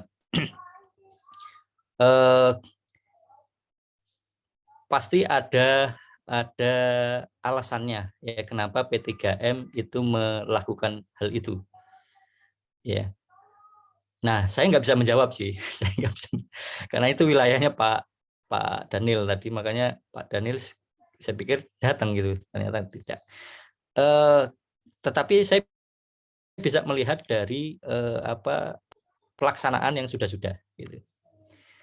Tolong dikip, tapi ini hanya gambaran saja. Tolong dikip, tapi nggak tahu ya benar atau salahnya gitu. menurut saya kenapa pagu anggaran itu besar, supaya mungkin rekan-rekan itu lebih terpacu itu untuk menulis laporan, menulis proposal, mengusulkan proposal itu, supaya terpacu di situ. Karena kalau kita lihat rekan-rekan ini kan tadi saya lihat ya bahwa dosen kita itu ada banyak, gitu. Ada ratusan tadi kan ya. Nah, yang mengusulkan itu sedikit. Mungkin baru tahun-tahun tahun kemarin itu yang agak banyakan ya. Sebelum-sebelumnya itu sedikit sekali yang ajukan. Gitu. Nah, mungkin dengan biaya tinggi ini supaya rekan-rekan itu termotivasi itu untuk menulis daripada usulan proposalnya. Gitu. Nah, supaya termotivasi. Karena memang kalau kita lihat kok hampir mirip di Simliptapnas ya. Dan ini penelitian internal loh. Wah, peluangnya lebih tinggi kan gitu. Mestinya di situ. Mungkin ya alasannya di situ. Yang kedua, ini di level review ya. Kenapa kita lihat tidak ada range? Ya kalau di Simliptapnas itu ada range. Ya misalkan penelitiannya itu 100 juta sampai 200 juta gitu misalkan. Kalau dia minimal, kalau dia 70 juta anggarannya, maka dia akan di-cancel. Maka dia ditolak pasti. Kenapa? Karena range-nya itu adalah 100 sampai 200. Maka RAB-nya mestinya harus 110 juta atau 100. Ya pokoknya di antara range itu gitu. Nah, kalau di P3M ini nggak ada. Nah, ini mesti ada alasannya. Alasannya apa? Mungkin ya ini tataran review saja, level review. Mungkin tadi karena tadi supaya dia pengusul lebih banyak mengusulkan ya, rekan-rekan dosen kita itu lebih banyak untuk mengusulkan. Nah, level daripada P3M atau reviewer inilah yang nantinya bisa mereview dari RAB-nya supaya apa? Supaya memang sesuai gitu. Jadi pelaksanaan atau metode jadwal kerja dan seterusnya itu sesuai dengan RAB-nya gitu. Gitu. Sehingga kita bisa meminimalkan. Tadi kalau misalkan kegiatannya hanya melakukan pengabdian ya misalkan seperti itu, melakukan pelaksanaan ceramah atau seperti itu. Nah, kita bisa melihat oh ternyata seperti itu ya. Mungkin biayanya sekian aja udah cukup. Nah, sehingga kita bisa mempropos seperti itu, sehingga nanti kan kalau pagu anggarannya 100 juta, terus kemudian pengusulnya itu banyak, nah kita bisa men-spare ke yang lain, sehingga yang lain itu nggak ditolak, kita bisa yang lain dapat dana lah gitu seperti itu, sehingga kita bisa memberikan kesempatan kepada si yang lain ya supaya dia bisa memulai dalam meneliti gitu. Nah itu tadi terkait dengan tugas P3M, bagaimana sih menumbuhkan atau mengembangkan budaya risetnya itu, karena memang budaya riset belum begitu melek ya, seperti itu. Kalau mungkin Pak Zen saya pikir udah cukup ngajar sedikit aja lah, yang penting neliti gitu. Kadang kan kalau di kita itu pengennya ngajarnya banyak gitu kan gitu. Ya saya pun seperti itu juga sih. Ya, tapi itu tadi kita P3M di sini wilayahnya bagaimana sih supaya dosen-dosen itu mau memulai menelitinya. Seperti itu. Nah, biasanya kalau di tahun-tahun sebelumnya tadi ya seperti itu, Pak. Dia anggarannya sekian, maka kita review ya, oh mestinya sekian. Jadi kita bisa turunkan anggarannya. Kita bisa turunkan. Walaupun memang ada beberapa jadinya ada beberapa tidak konflik gitu ya. Oh penelitian si A kok seperti ini bisa dapat sekian gitu. Penelitian si B dapat sekian gitu. Itu terlihat nyata, jelas ada. Seperti itu karena memang penyamaan persepsi terkait dengan itu yang memang kita masih belum sampai di situ ya gitu. Nah memang kalau menurut saya itu tadi ya, kita bisa mereview ya, rekan-rekan juga bisa mereview. Patokannya adalah, kalau dari saya adalah patokannya adalah kalau dia merinci secara detail kegiatannya, metodenya, pelaksanaan kegiatan atau jadwal kerjanya, maka RAB-nya harusnya wajar sesuai dengan yang ada di kegiatan itu. Beli apa, barangnya apa, perjalanannya apa, seharusnya sesuai. Gitu. Nah kalau nggak sesuai berarti kita bisa coret-coret. Gitu. Ya walaupun nanti ada dampaknya, ada beberapa dampak. Kadang peneliti dia akan, waduh, masa penelitian kayak gini suruh ngerjain kayak gini, lah itu biasanya kita kena komplain. Ya kalau saya biasanya ya seperti itu, ya kenapa kalau di proposal tidak di statement itu gitu, dirincikan. Kalau dirincikan maka saya paham gitu. Kalau nggak dirincikan ya mana saya gitu. Terus kemudian penegasan kita adalah di luarannya gitu. Kalau dia luarannya seperti ini ya silahkan selesaikan luarannya ini sesuai dengan yang sudah di ini. Karena di situ kan sudah ada SP3 surat perjanjiannya dan seterusnya. Nah itu yang akan menjadi ini. Kalau dia oke dengan dana sekian maka jalankan gitu kan gitu. Kalau di tahapan usulan tadi loh. Kalau dia nggak oke ya mestinya dengan dana sekian nggak oke ya silahkan dikomplain di saat SP3 itu. Mestinya kayak gitu mungkin. Tapi selebihnya saya serahkan ke P3M ya. Ini wacana saya aja. Mungkin Bu Nani mungkin bisa menambahkan ya. Makasih Pak Dwi, makasih. Atau Mas Priki mungkin bisa. Ya Pak, emang kayaknya ke P3M nih. Karena emang paling riskan ini Pak masalah ini sebenarnya lebih mengarah ini kegiatan riset pasti enggak ya, karena itu real ya, kita bisa searching di Google gitu kan. Yang tadi Bapak bilang kan dia belum explain ya, belum detail di dalam proposalnya, belum diekspos gitu kan. Nah tetapi kan kita bicara tentang nama yang menyemarakkan gitu ya, menyemarakkan bagaimana rekan-rekan bisa menjadi peliti dan pengabdi gitu kan, pengabdian. Nah kalau misalnya anggaran ini bermasalah gitu kan, ibaratnya ternyata pengabdian ini sebenarnya nih Pak ya, maaf kata ya, sebenarnya si pembaca yang nggak paham gitu loh.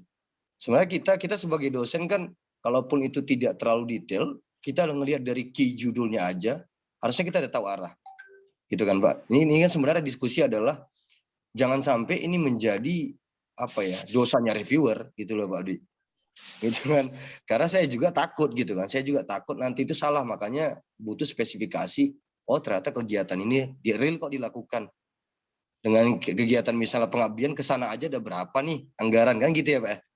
Mungkin Betul. itu Pak. Ya, mungkin bisa dikasih ke P3M Pak. Thank you Pak.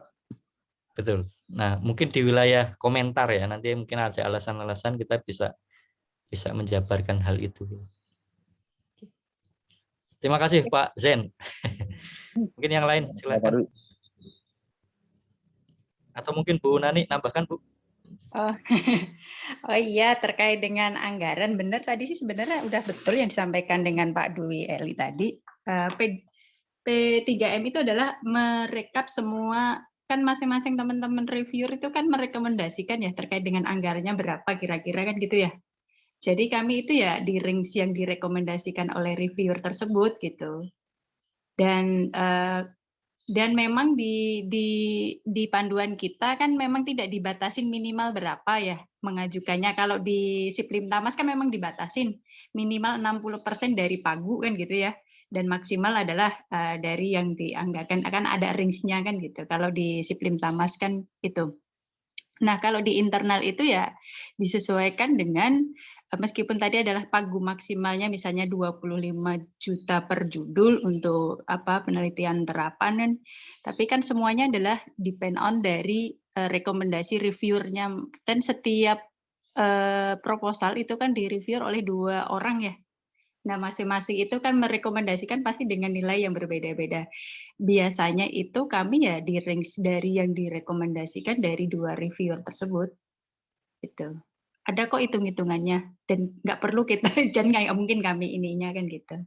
Intinya itu. Jadi tidak berdasarkan yang tadi dibilang Pak Zen tadi itu enggak gitu. Jadi semuanya jadi teman-teman reviewer ini dipercaya kan gitu ya, karena yang baca proposalnya detail kan gitu, dipercaya istilahnya paham betul dan mumpuni terkait dengan kaidah riset yang dilakukan oleh teman-teman. Toh juga ini kan juga teman-teman kita sendiri kan gitu.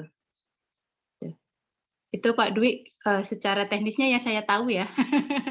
Betul.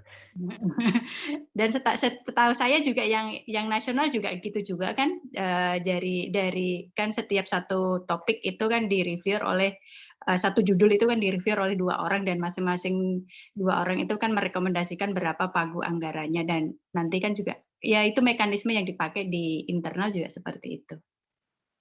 Betul. Nah, kalau tadi udah Jadi ditambahin Pak Dwi tadi udah detail ya. Semakin detail metodenya semakin bagus, nanti akan tercermin di RAB-nya sebenarnya. betul. Oke, Pak Dwi. Tinggal pertegas di luarannya ya Bu ya. Iya, Pertegas betul. di luarannya. Luarannya kan sudah naik tingkat nih sekarang nih, jurnal nasional terakreditasi Sinta gitu. Betul Pak, ya. Monggo Bapak Ibu, Pak Dwi kalau mau nambahin lagi.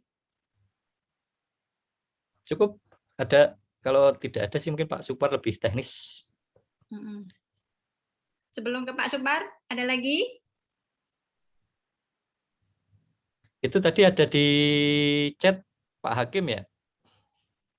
Ini kayaknya Pak Supar banget ini. Iya, nah itu. Iya, itu memang isu Pak Hakim. Isunya bagaimana auto kena sanksi itu, auto cap. Itu mungkin isu di aplikasinya seperti apa. Untuk materi ya baik Bu Eva, nanti saya share.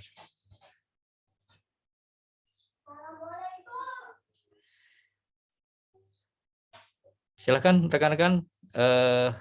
Saya pikir saya tidak terlalu begitu ahli atau pakar itu bukan. Ya mungkin ada di sini juga ada Pak Sudra ya, reviewer nasional gitu, nasional juga ya. Terus ada Bu Sinta kan, Bu Nani juga reviewer nasional. Ya mungkin bisa menambahkan.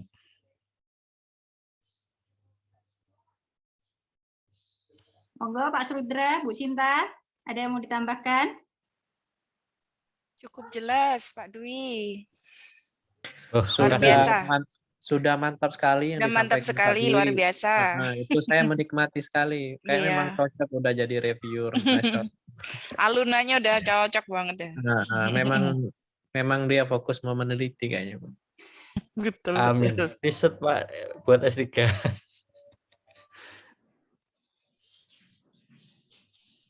Kayaknya sudah Bu, langsung ke Pak Supar karena lebih teknis, nanti rekan-rekan kan akan nge-reviewnya by system.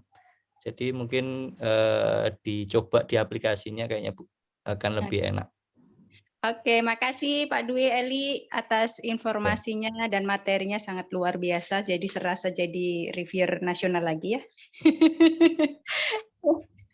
Jadi persis tadi yang materinya yang disampaikan. Terima kasih banyak. Rekan-rekan, kita selanjutnya ke Pak Supar. Pak Supar, udah siap? Siap, Bu. Nah, monggo Pak Supar. Izin share screen. Ya, monggo Pak. Apakah sudah terlihat layarnya, Bu? Sudah Pak. Sudah. Oke. Karena pada dasarnya untuk semua tahapan penilaian itu menggunakan alur yang sama, tapi ini saya hanya mencontohkan untuk yang penilaian usulan.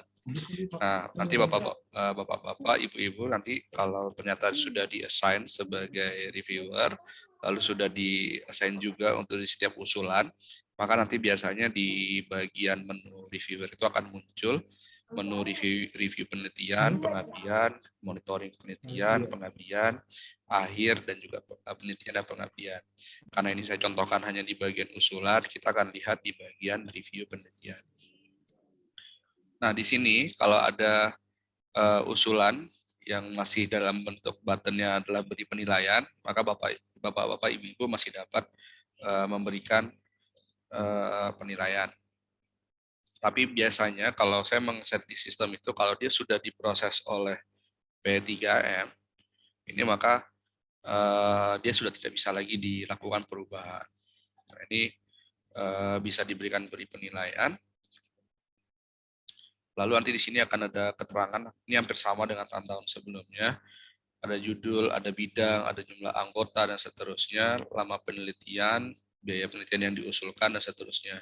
Yang baru di sini adalah untuk melihat borang usulan PBL. Nah, di sini kan karena kemarin itu sepakatnya bahwa ketika dia mengajukan usulan penelitian, dan itu juga harus mulai mengajukan borang usulan PBL-nya. Nah, di sini ada.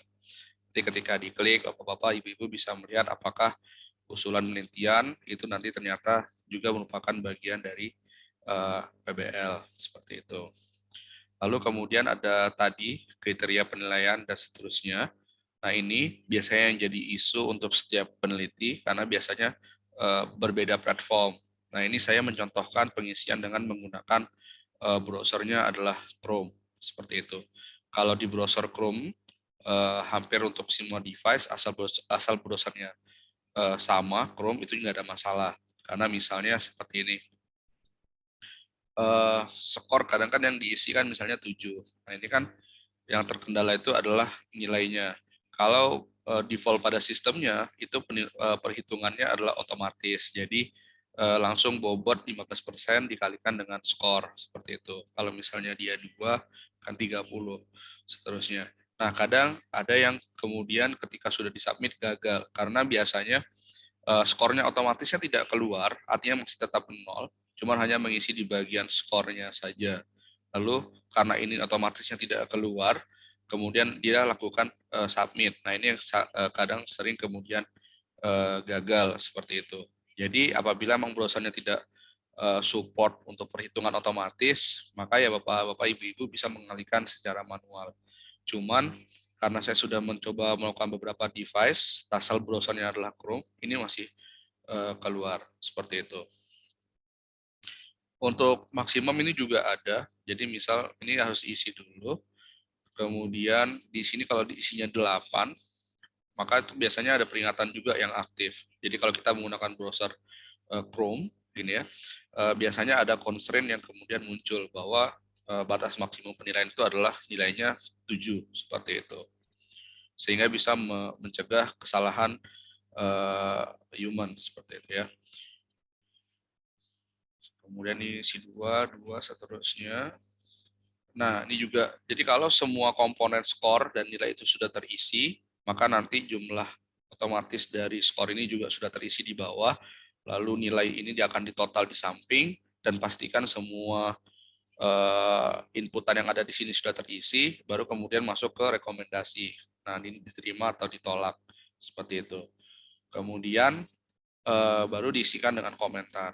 Untuk kolom komentar, ini saya juga menyarankan bahwa tidak menggunakan ada ikon-ikon misalnya yang kemudian berbeda, karena ini kembali kepada mekanisme penyimpanan datanya di database. Karena misalnya mungkin Bapak-bapak, Ibu-ibu ada yang menulis komentarnya dulu itu di Microsoft Word, ya, kemudian nanti baru kemudian dipindahkan ke kolom sini. Nah, kadang kalau kita langsung mengcopy paste dari Word, itu kadang ada ikon yang kemudian terikut.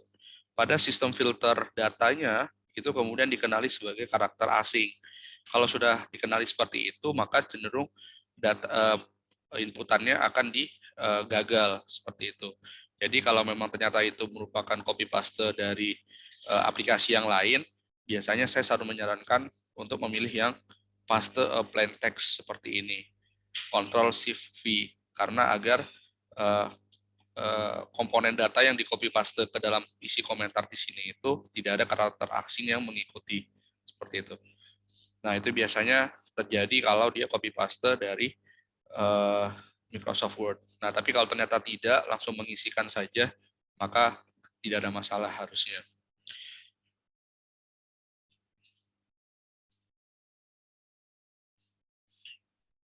Nah, ini juga memiliki constraint bahwa panjang komentar yang harus diisi itu adalah minimal 100 karakter. Jadi tidak bisa hanya beberapa potong karakter atau kata seperti ini. Bapak-bapak, Ibu-ibu tetap harus mengikuti jumlah dari constraint dari inputan untuk komentar.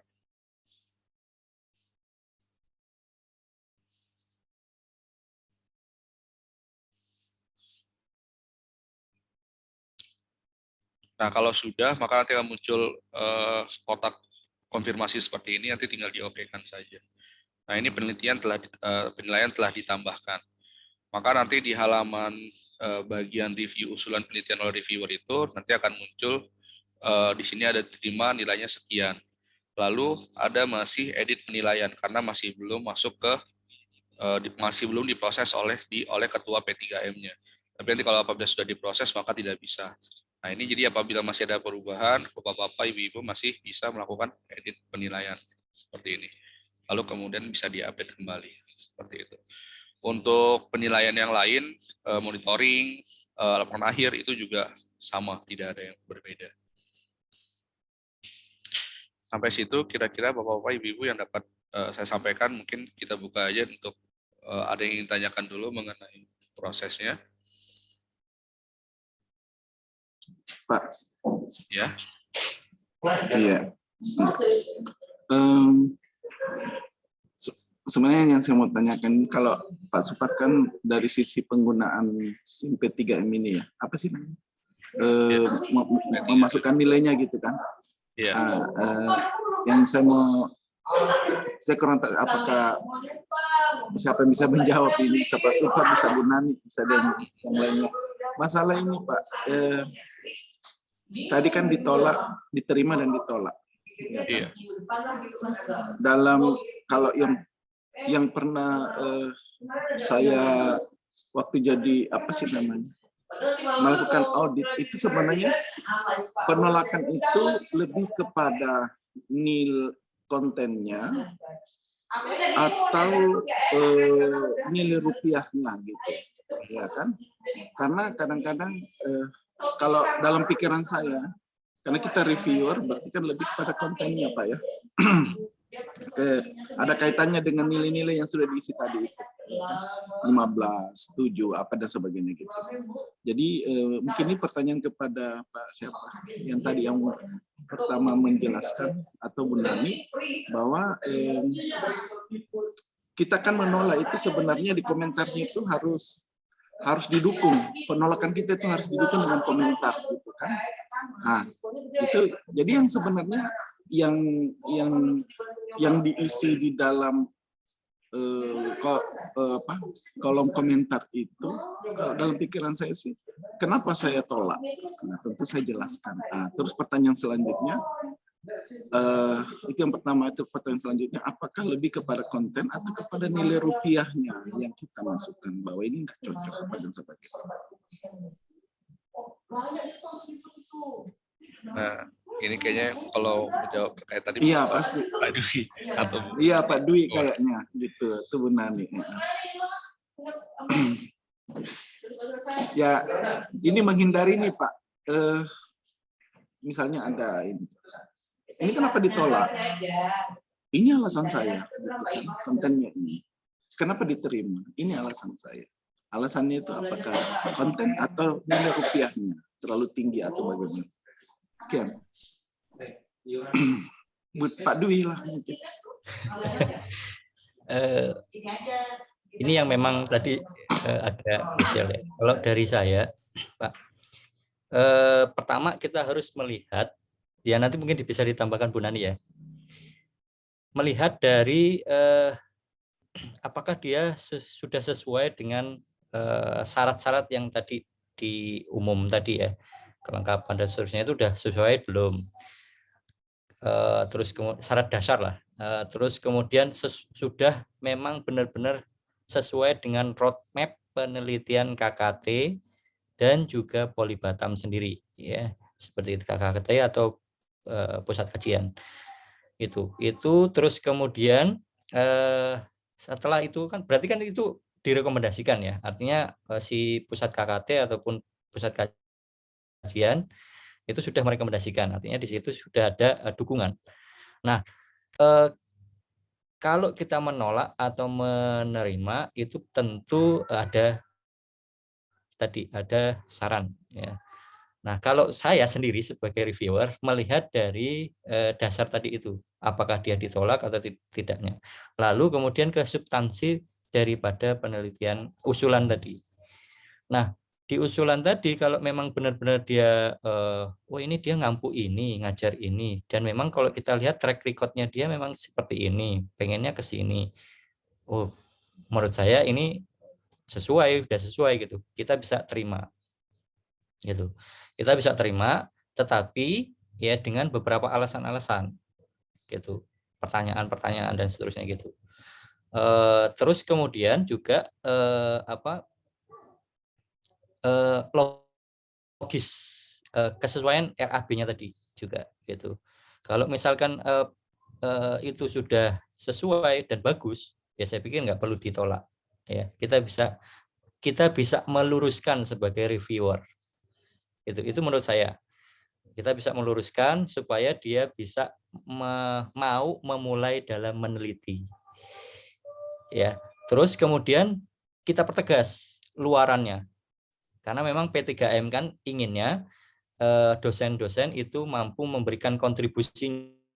Kontribusi apa? Ya tentu kontribusi terkait dengan institusi itu adalah ya artikel, publikasi dan seterusnya, HKI dan diversifikasi apapun lah ya luaran itu.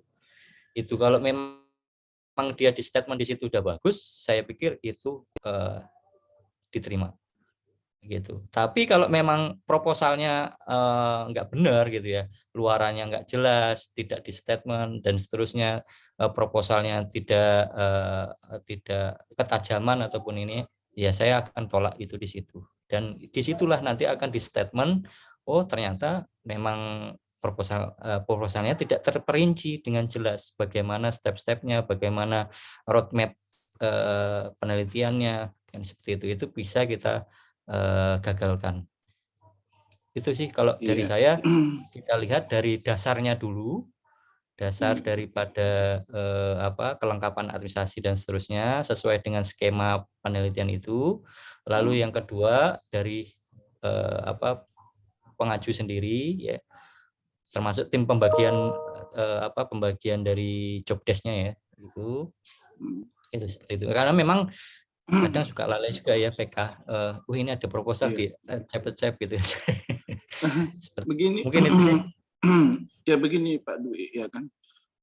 Saya pikir kalau reviewer itu mungkin enggak usah dibebani. Kalau menurut saya ya, enggak usah dibebani.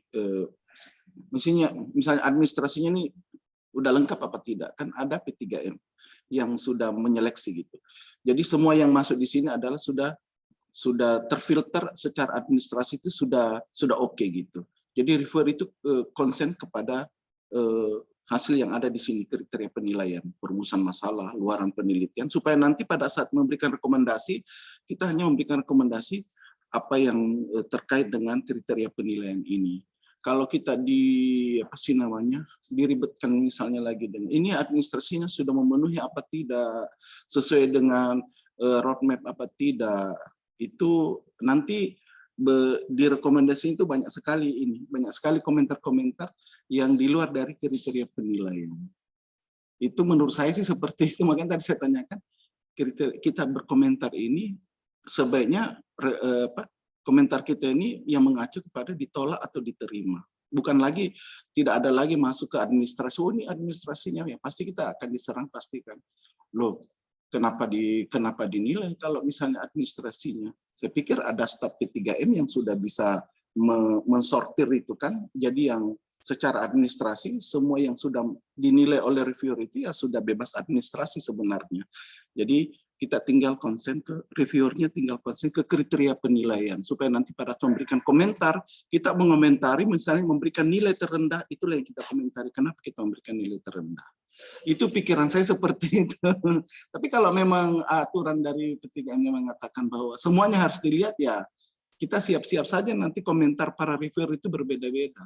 Tidak akan konsen kepada kriteria penilaian. Ada yang kriteria penilaian, ada yang masalah administrasi, ada masalah uang dan sebagainya.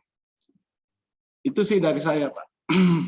Kalau dari sistem sih Pak, memang tidak ada Pak. Jadi kalau emang dari sistem itu, emang request dari P3M itu hanya bisa melihat proposal dan tadi aja usulan PBL sama NAB. Tapi kan kalau sudah pernyataan dan yang lainnya itu memang yang bisa melihat itu staf P2M-nya, begitu Pak. Jadi memang kalau di sininya itu memang tidak ada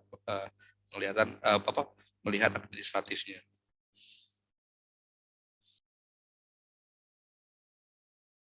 Jadi dengan demikian kita konsen kepada kriteria penilaian aja Pak ya.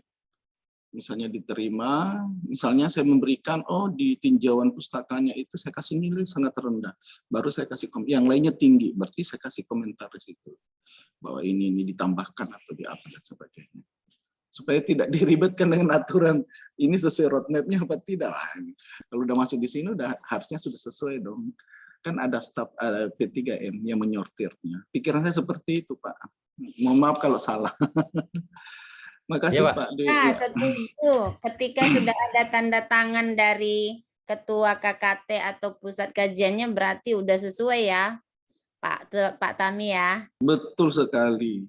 Nang boru, Pak Liata.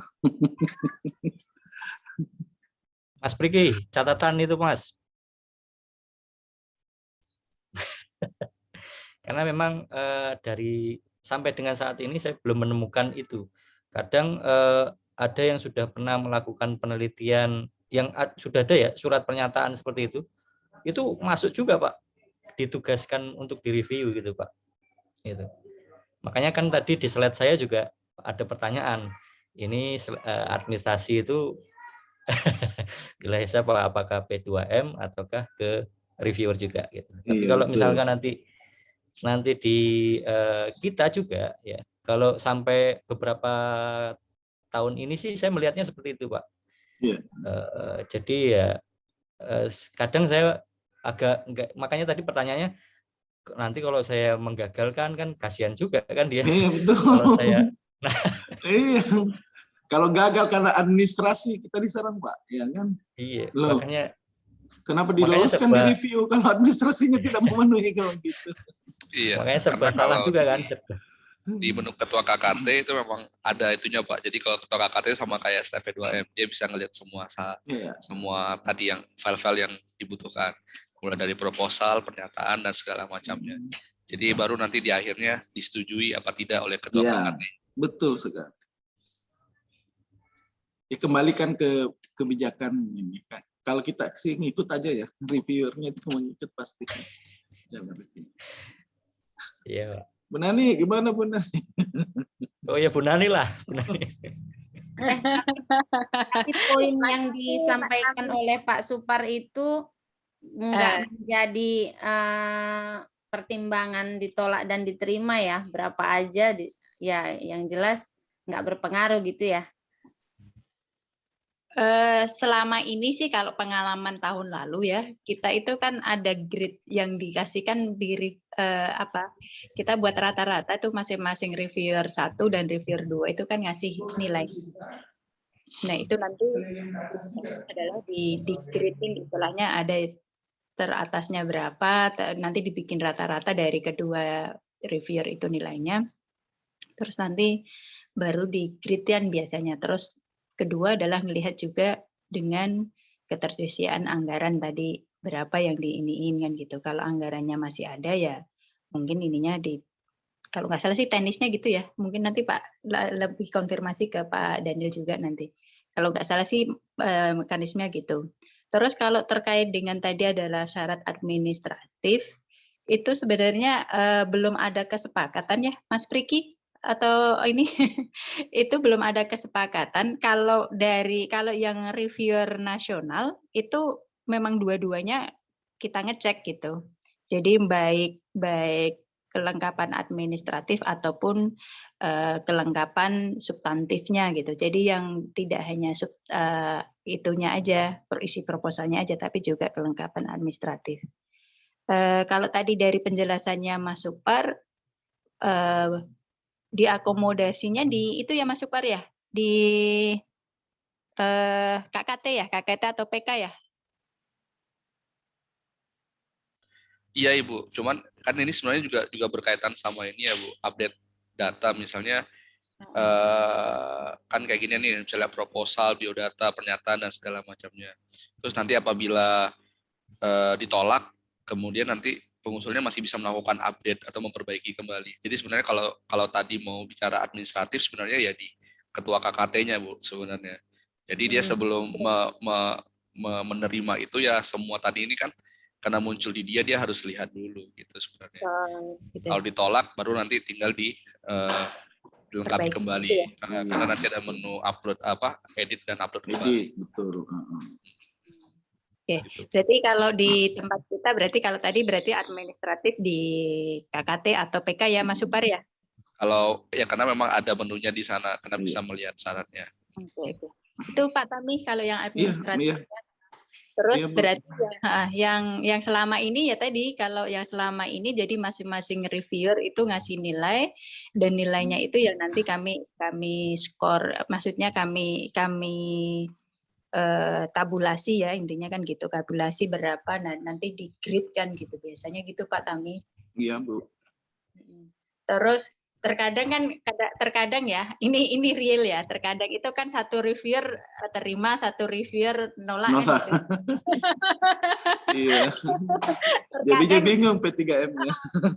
Kadang memang kayak gitu ya, makanya tadi dengan grade-nya masing-masing reviewer tadi tuh Pak, jadi istilahnya nge-fair-nya ya tadi, misalnya Pak Tami ngasih nilainya misalnya 500 kan gitu, Iya. misalnya saya ngasih nilainya 200, nah nanti Iya. kalau masuk masih grade-nya dimasuk di yang tadi ya, meskipun satu reviewernya nolak tapi tetap diterima kan gitu. Jadi jadi tetap scoring dari teman-teman itu ya berpengaruh gitu. Karena kami melihatnya dari situ.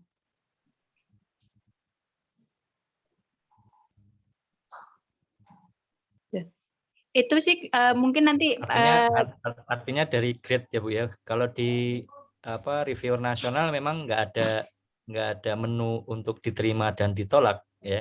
Karena diterima ditolak itu adalah kebijakan dari keuangan ya atau apa? Dikti ya? Iya, anggaran. Anggaran Dikti. Jadi seperti itu dari kalian. Kalau di kita di ketua P3M berarti karena kan ya Pak Daniel itu disetujui oleh ketua terakhirnya. Ya, dengan melihat tadi passing grade juga. Kalau di nasional kan juga nih passing grade Pak. Kalau nilainya di bawah 60 kan nggak masuk itu juga. Passing grade ya bahasanya kemarin itu kalau nggak salah, lupa aku bahasanya. Grade Bu. Bukan passing grade. Grade ya. Pokoknya katanya lihat grade-nya, kalau grade-nya di atas 70 itu ke rata-rata kebanyakan diterima kan gitu. Tapi dengan melihat syarat tadi ketersediaan anggaran juga, meskipun grade-nya 70, tapi kalau anggarannya habis ya kalau nggak salah tuh gitu yang kemarin pas ngomongin RAB-nya itu. Ya, betul.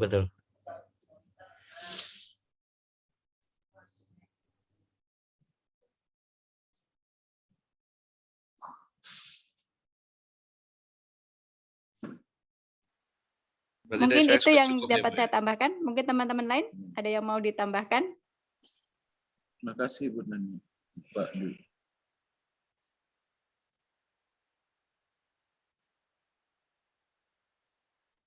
Pak Tami, monggo. Sudah Bu.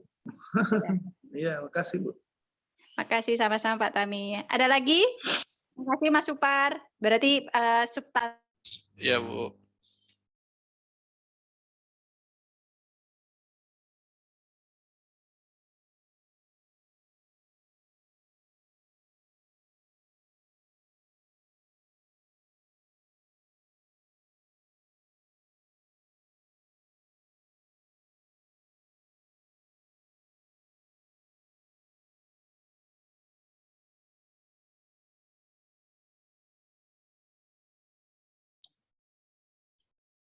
Suaranya hilang ya? Atau enggak ada yang bersuara? Silakan rekan-rekan. Mungkin ada yang mau menambahkan atau bertanya. Ya, ini Pak Supar seharusnya tadi.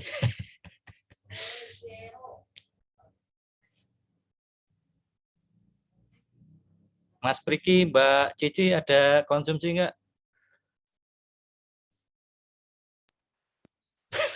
Untuk saat ini tidak ada, Pak. Mohon maaf, Pak. Mohon maaf, nggak ada. Silakan. Harusnya ada itu, ya kan. Tinggal bilang aja ke bagian itu konsumsi. Ada Pak, di rumah masing-masing. Iya. Disiapin istri. Awal tahun.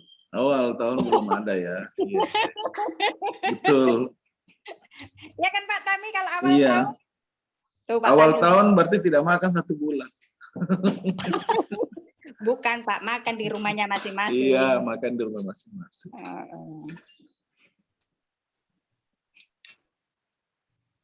Ada lagi Bapak Ibu? Monggo yang Anda mau ditanyakan? Kalau udah mungkin di ini, Mas Priki? Sudah cukup.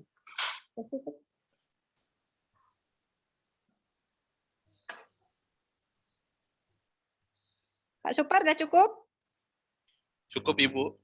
Oke. Pak Dwi? Sepertinya cukup, Bu.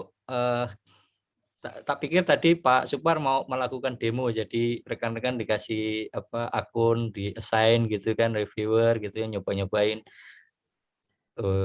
Sepertinya tidak memungkinkan ya Pak Supar ya?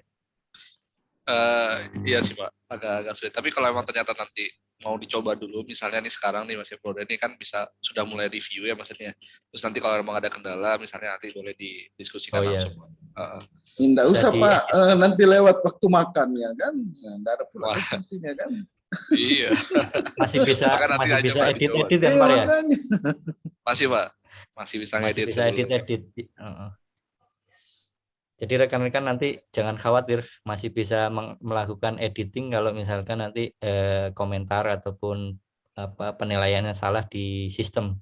Mungkin Pak Supar bisa membantu untuk mengedit atau mengupdate ya. Yang mungkin jadi masalah adalah nggak tahu nih Pak Mas Priki, setahu saya jadwalnya harusnya ya Januari ini sudah dipublikasi siapa saja pemenang penelitian internal.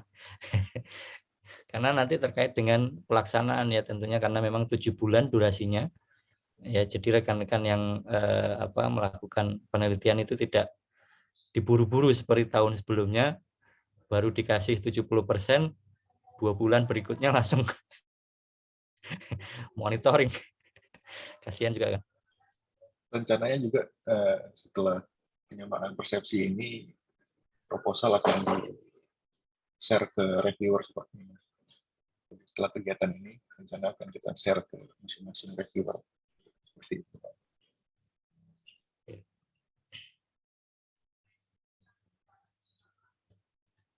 Baik, kalau tidak ada lagi ya mungkin Mas Priki, kalau dari saya sih kayaknya cukup ya.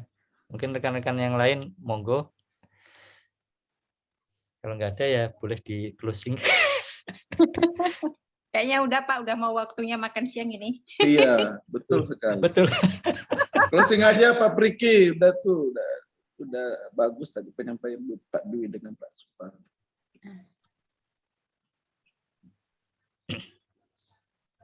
Apa nunggu Pak Daniel? Enggak Pak, kalau nggak ada udah ditutup aja Pak Dwi. Makasih banyak.